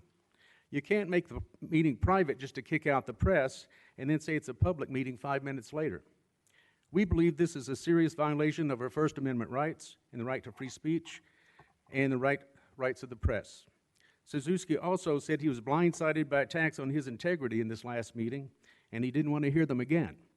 He must believe he has the authority to tell us what we can say in a public meeting, but that's not the way things work. I'd rather provide a solution than talk more about Ben Suzuki. Clark County taxpayers pay for 925 acres at North Las Vegas Airport, but there's a small flower called the bear poppy. Most people consider it a weed. It has a small flower that blooms about 3 to 4 weeks in early spring. The bear poppy was protected by the federal government, and 115 acres was reserved at North Las Vegas Airport for this flower. But as of October 1st, 2024, the bear poppy has been taken off the endangered species list because there's plenty of them to thrive without federal protection. So the 115 acres that the Clark County taxpayers pay for an airport use can now be used for airport use. This is an area where they could park the jets that they want, additional jets for traffic for special events. This area is as large as the area the hangars now reside on and would allow parking for many large jets. The solution is a win-win for everyone. The Clark County taxpayers get use of the property that they paid for the use it was intended for. Number two, the existing hangar owners can renew their leases for another 30 years. Number three, the airport will receive more income, both from the hangar leases now and the additional jet income for their parking and for their fuel. There will be room for more jets to arrive at North Las Vegas airports for special events that allows more people to visit. We soon have a meeting with the Clark County Department of Aviation and can hopefully find a solution for the hangar leases and renew them at North Las Vegas Airport. Thank you for your time. Thank you. My name is William Rohde. I also like to address the long-term plan that the Department of Aviation just put out. In preparing for this, my address is Prairie Meadow Street in Las Vegas. In preparing for this meeting, I went to their website to see what their mission statement was, to see what they're supposed to do. Of course, they're supposed to take care of tourism, airlines at Reed, et cetera. They also mentioned they're supposed to take care of, promote and general aviation for locals and visitors. Later in the website, they talk about pilots being residents and guests. This is what they're supposed to be doing. The plan that you're going to be voting on in a few weeks here, and it may be modified, I hope, is flawed in several different ways. One of them that comes up right away is that several pilots who are on the airport already are going to be displaced. They're going to lose their leases and lose a lot of possibly some personal financial loss there too. And why are we doing this? We're doing this because they're raising the landing fees outrageously, but that, and of course that doesn't seem to help tourism, you wouldn't think, but they're going to waive those fees if the people buy gas from the local vendor here. That seems to me to be kind of a conflict of interest there. It doesn't seem to make a lot of sense in terms of promoting visitors or the local resident pilots there. And I think this probably ought to be of importance to you guys because it's happening kind of on your watch. I worked for the federal government for many years, and we had a very simple rule: avoid improper behavior or the appearance of impropriety. And I think this, when you get a chance to study this plan, you're going to see that it fails very, very badly on that second half there. It already has a huge appearance of impropriety. It doesn't seem right that they should be displacing long-term local residents in favor of a corporation that's going to get a windfall of profit out of this. That's really all I had to say. Those 2 points, it's badly flawed, and we're going to study it more. We're going to talk about it more. I hope you'll take the time to look into it. And thank you for your time, and thank you for your service here. Questions, sir? Thank you. Okay, thank you. Greetings, Commissioners. Thank you for your time today and for your service to Clark County. My name is Dan Kerrigan, and I am the managing member of Las Vegas Rickshaw. I and my drivers would like to thank you for your consideration of the pedicab ordinance issue. We are all working people, and we are looking to get the protection we deserve as a licensed business in Clark County. We are thrilled to have an opportunity to work with the stakeholders, Metro and Clark County staff departments, to create an ordinance that will be acceptable to everyone. As an entity in compliance with Clark County's ordinance and insurance requirements, we have the ability to protect stakeholders' interests with our healthy insurance policy and want to work with stakeholders to allow this industry to thrive. Positive updates would have the effect of creating viable and accessible tour guide and experience guide careers, increase safety for us and for traffic on the roads, and build safe and agreeable drop-off procedures for our passengers, whether they are tourists or locals. We agree that there are reasonable positions for the limitations of pedicabs, and that is why we have brought this before you with Commissioner Becker's support. With a 20-plus-year-old ordinance governing today's pedicabs, it is worth considering the high pedigree of professionalism, respect, and service that the Las Vegas pedicab operators carry, and consider our suggestions for a well-controlled and accountable pedicab program that protects our local drivers and keeps rogue pedicabs from attempting to poach from our local economy during major events like F1. We are drivers who are teachers, have families, small businesses, and a desire to and record of operating within the current route map.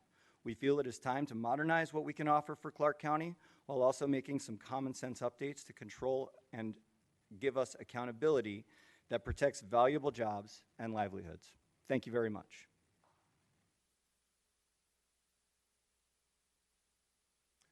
Hi, Commission. My name is Louis Hayek, 325 Bent Creek Drive, Las Vegas. I'm also known as Louis Diamond in the sports gambling world, but I am now the owner of Vegas Pedicab, or Vegas Cab, and Vegas Bike Taxi. Apologize. So, and I apologize it's taken me this long to come forth and introduce myself to you. What I really wanted to do is secure some more bikes, which I have, and I wanted to show you that I am very committed to this industry. And so that being said, I may have jumped the gun a little bit, jumped the shark by investing $50,000 under a temporary status, but I really wanted to show you I am committed to make this work with you. I'm going to do whatever we have to do to hopefully come to some type of compromise to allow us to flourish a little bit. So if you ask around, most pedicabbers are going to tell you I'm the one that spends the most time out there. 80% of the time, since the Sphere opened, I'm out there 80% of the time. If there is a bar in front of Spheres, I'm Norm. It's really as simple as that. So, and I tell you this, not just speaking as a licensee, I tell you this because I'm the guy that understands what's going on in this market as I live it every day, and I'm a 40-year resident of this town. So I understand Vegas. There's been some news on about pirates charging $100 per block, and that could be happening in other cities and probably is. That is not what's happening here.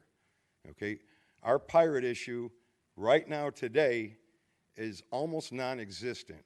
We got one guy out there that's pirating because he can't get a job because he threw 4 punches at me and broke my jaw. I didn't retaliate. And Dan has been very courteous to not allow this person to work. So we don't have a pirate issue right now. We have them 2 times a year, EDC and F1, no doubt. They see the money and they come. But if you allow us to flourish the way this market asks, there's no value for these pedicab pirates to come here. We're not going to let them. Why? This is our market. We're working it. We understand it. And we will be respecting it. And the insurance is behind us.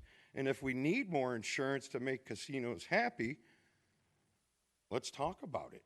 Okay? At the end of the day, what you have out at the Sphere or these stadiums, you have whales that you're asking to walk or wait 2 hours to get back to a casino table. You have the most whales in the world right here. So, my 3 minutes? Yes. I apologize. One quick drop? One drop. One drop. I would like to expand the thought of creating a green corridor. Lots of fun after the fun and funding for the credit card, a lot of funding, not credit cards, a lot of funding for a green corridor with a worldwide recognition. Oh, all right. Smooths the traffic. Thank you. I Commissioner appreciate Becker your heard time. you. Thank you. Good morning. Good morning, Commissioners. My name's Marcus Matthews. I live at 5400 West Cheyenne Avenue, so a little up north. And I operate a pedicab under Dan Kerrigan's business, Las Vegas Rickshaw. I understand pedicabs are kind of controversial, a controversial topic today. So I thought I would just use my time to illustrate the value that we bring.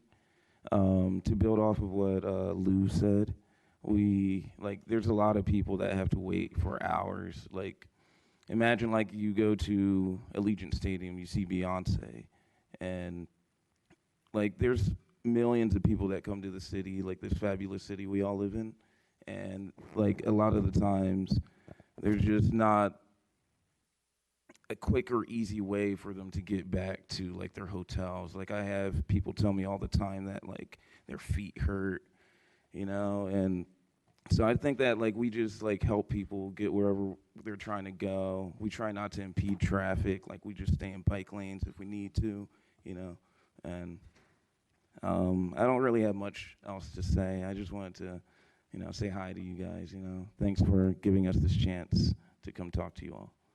Thanks a lot. Thank you. Hi. Good morning.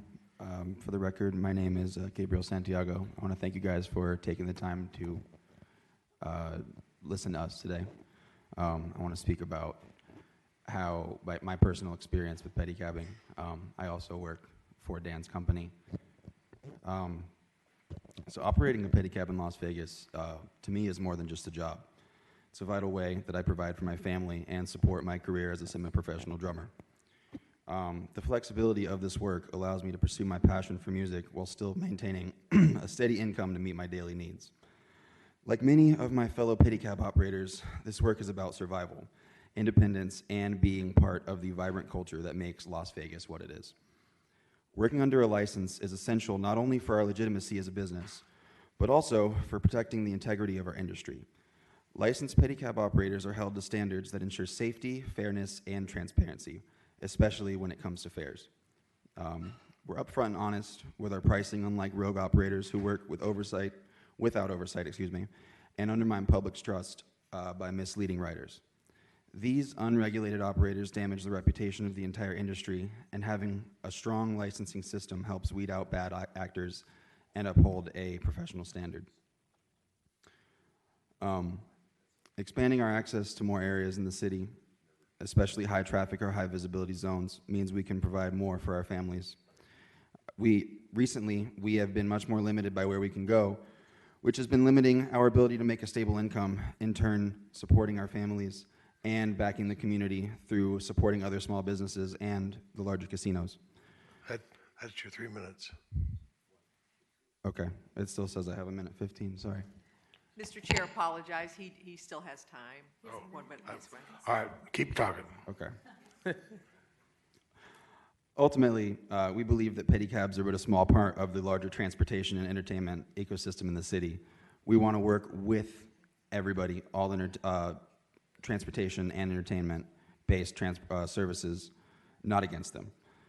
Together, we can elevate the guest experience in Las Vegas, offering a diverse and memorable array of options that reflect the city's energy, hospitality, and innovation. Thank you, guys. Thank you. Hello, my name is Miguel Flores. I also work for LV Rickshaw, for Dan. I've been working in the pedicab business as a full-time, and also it is my main income. It's been over a year now. This job has allowed me to grow in various ways I could not have imagined before. It has given me a financial opportunity as well as more freedom time-wise to pursue my passion for music as I work with my own schedule. I believe pedicabs are the best way to get around the Las Vegas tourist zones, as it is easier for us to maneuver through heavy traffic in a safe manner while our customers have the best times doing it. I often get compliments on the experience and how convenient it is for them to ride a pedicab instead of waiting for an Uber or finding a taxi, as many of them will not pick them up. However, it is hard for us to get around as there's not many zones or streets where we are allowed to operate. I believe if these zones and streets were to broaden, it would definitely be a better experience for tourists and riders as a whole. A lot of the times we're seen as maybe a threat or something weird by certain businesses since they don't fully comprehend the concept of these bikes. I would love to see the resorts and casinos being more open to us operating around and to just let us drop off their customers with more ease. Lately, we have been getting a lot of pushback from more casinos, and it makes it really hard for us to give these tourists a complete and nice experience, as there's times where we have to drop them off across the street and they have to walk to just get to their destination. Thank you for listening. I leave these comments with you in hopes of getting to an understanding between us drivers, riders, and the county and resorts to work in a better and understandable way to make these tourist experiences better. I would like to add most of these times I ride people around, I get to their destination and they're like, this is the best thing we've done in Vegas this whole weekend we've been here. So I think it's a really great experience for people to have an experience out here with, with the lights and everything in Las Vegas. Nothing more beautiful than that, I think. Thank you.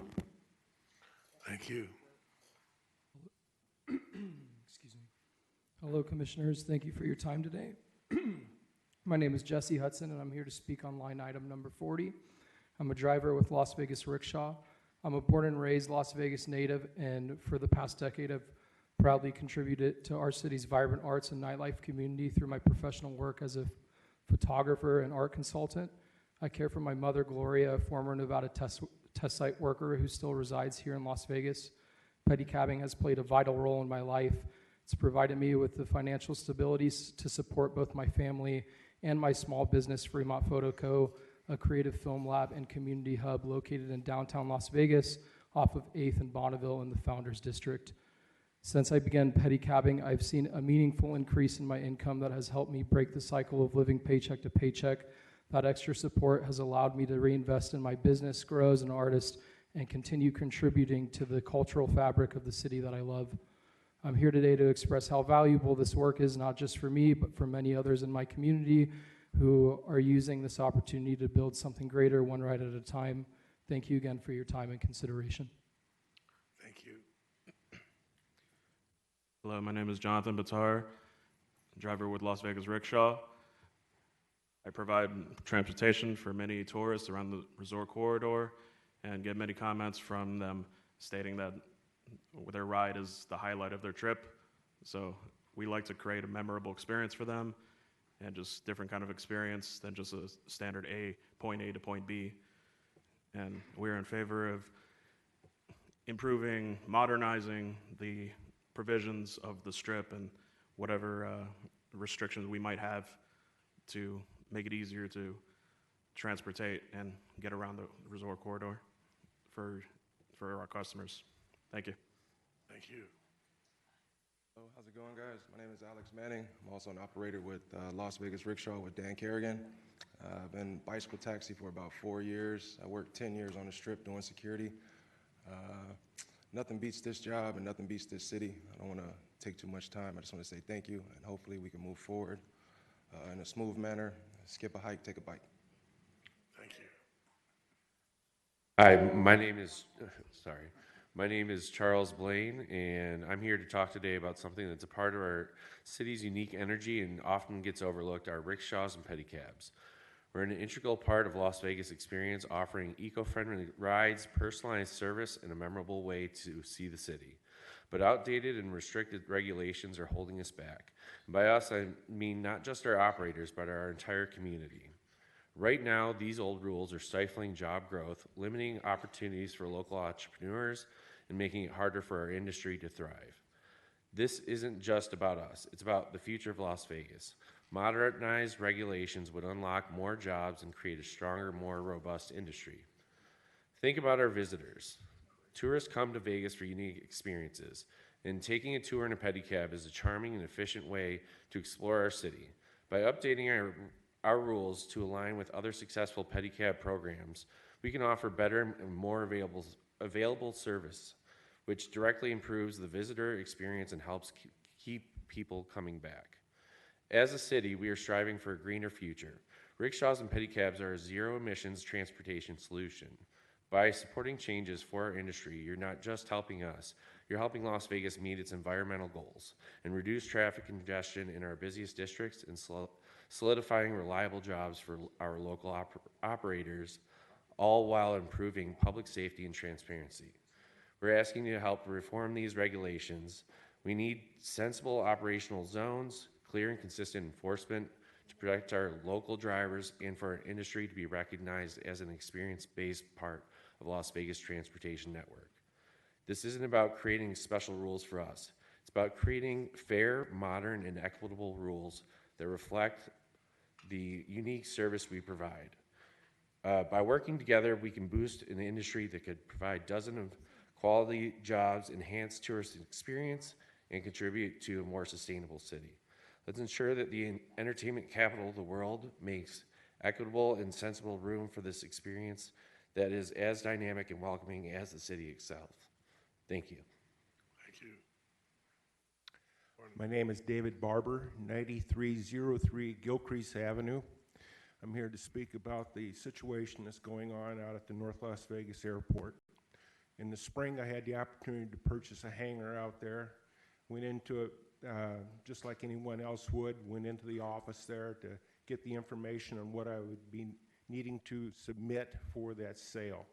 At the time, they supplied me with that information, and I asked them at that time if there was anything else that I didn't know or should know concerning the sale and the purchase and that kind of thing. And the lady there at that time who was working there said, no, that's all I needed to do. It took me 2 months to get everything around to get that submitted, and I did that on the 20th of June.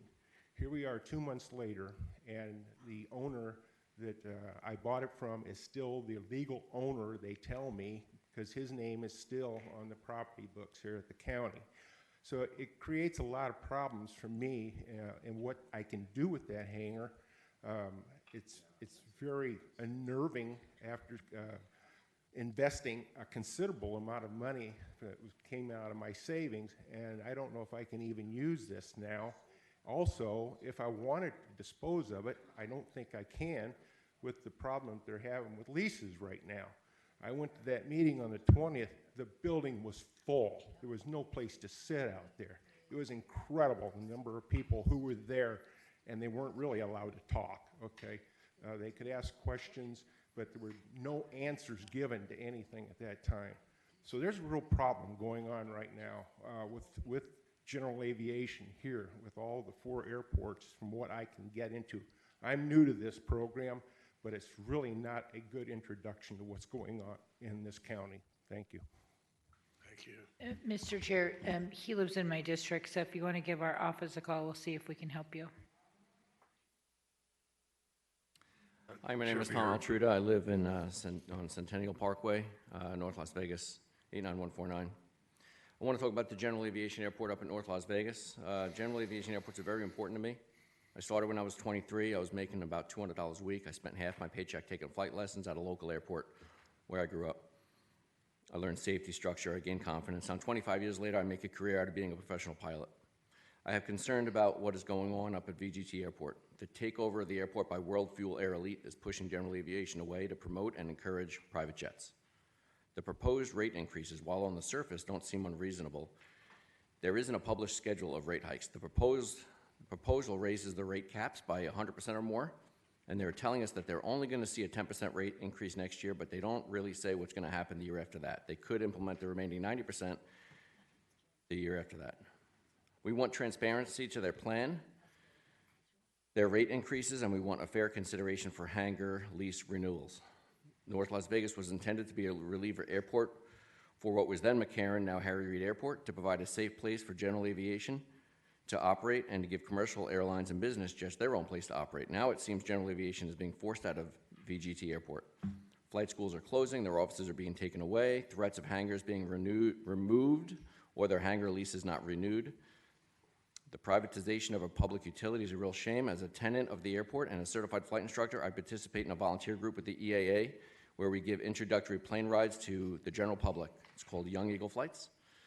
We provide them to underprivileged children, kids, youths, and anybody with a desire to learn how to fly and get involved in general aviation that yes, they can. Removing hangars and not renewing leases is going to end volunteer programs like this. Thank you. Thank you. Anyone else wishing to speak? Seeing no one, we'll close the public hearing and go into closed session.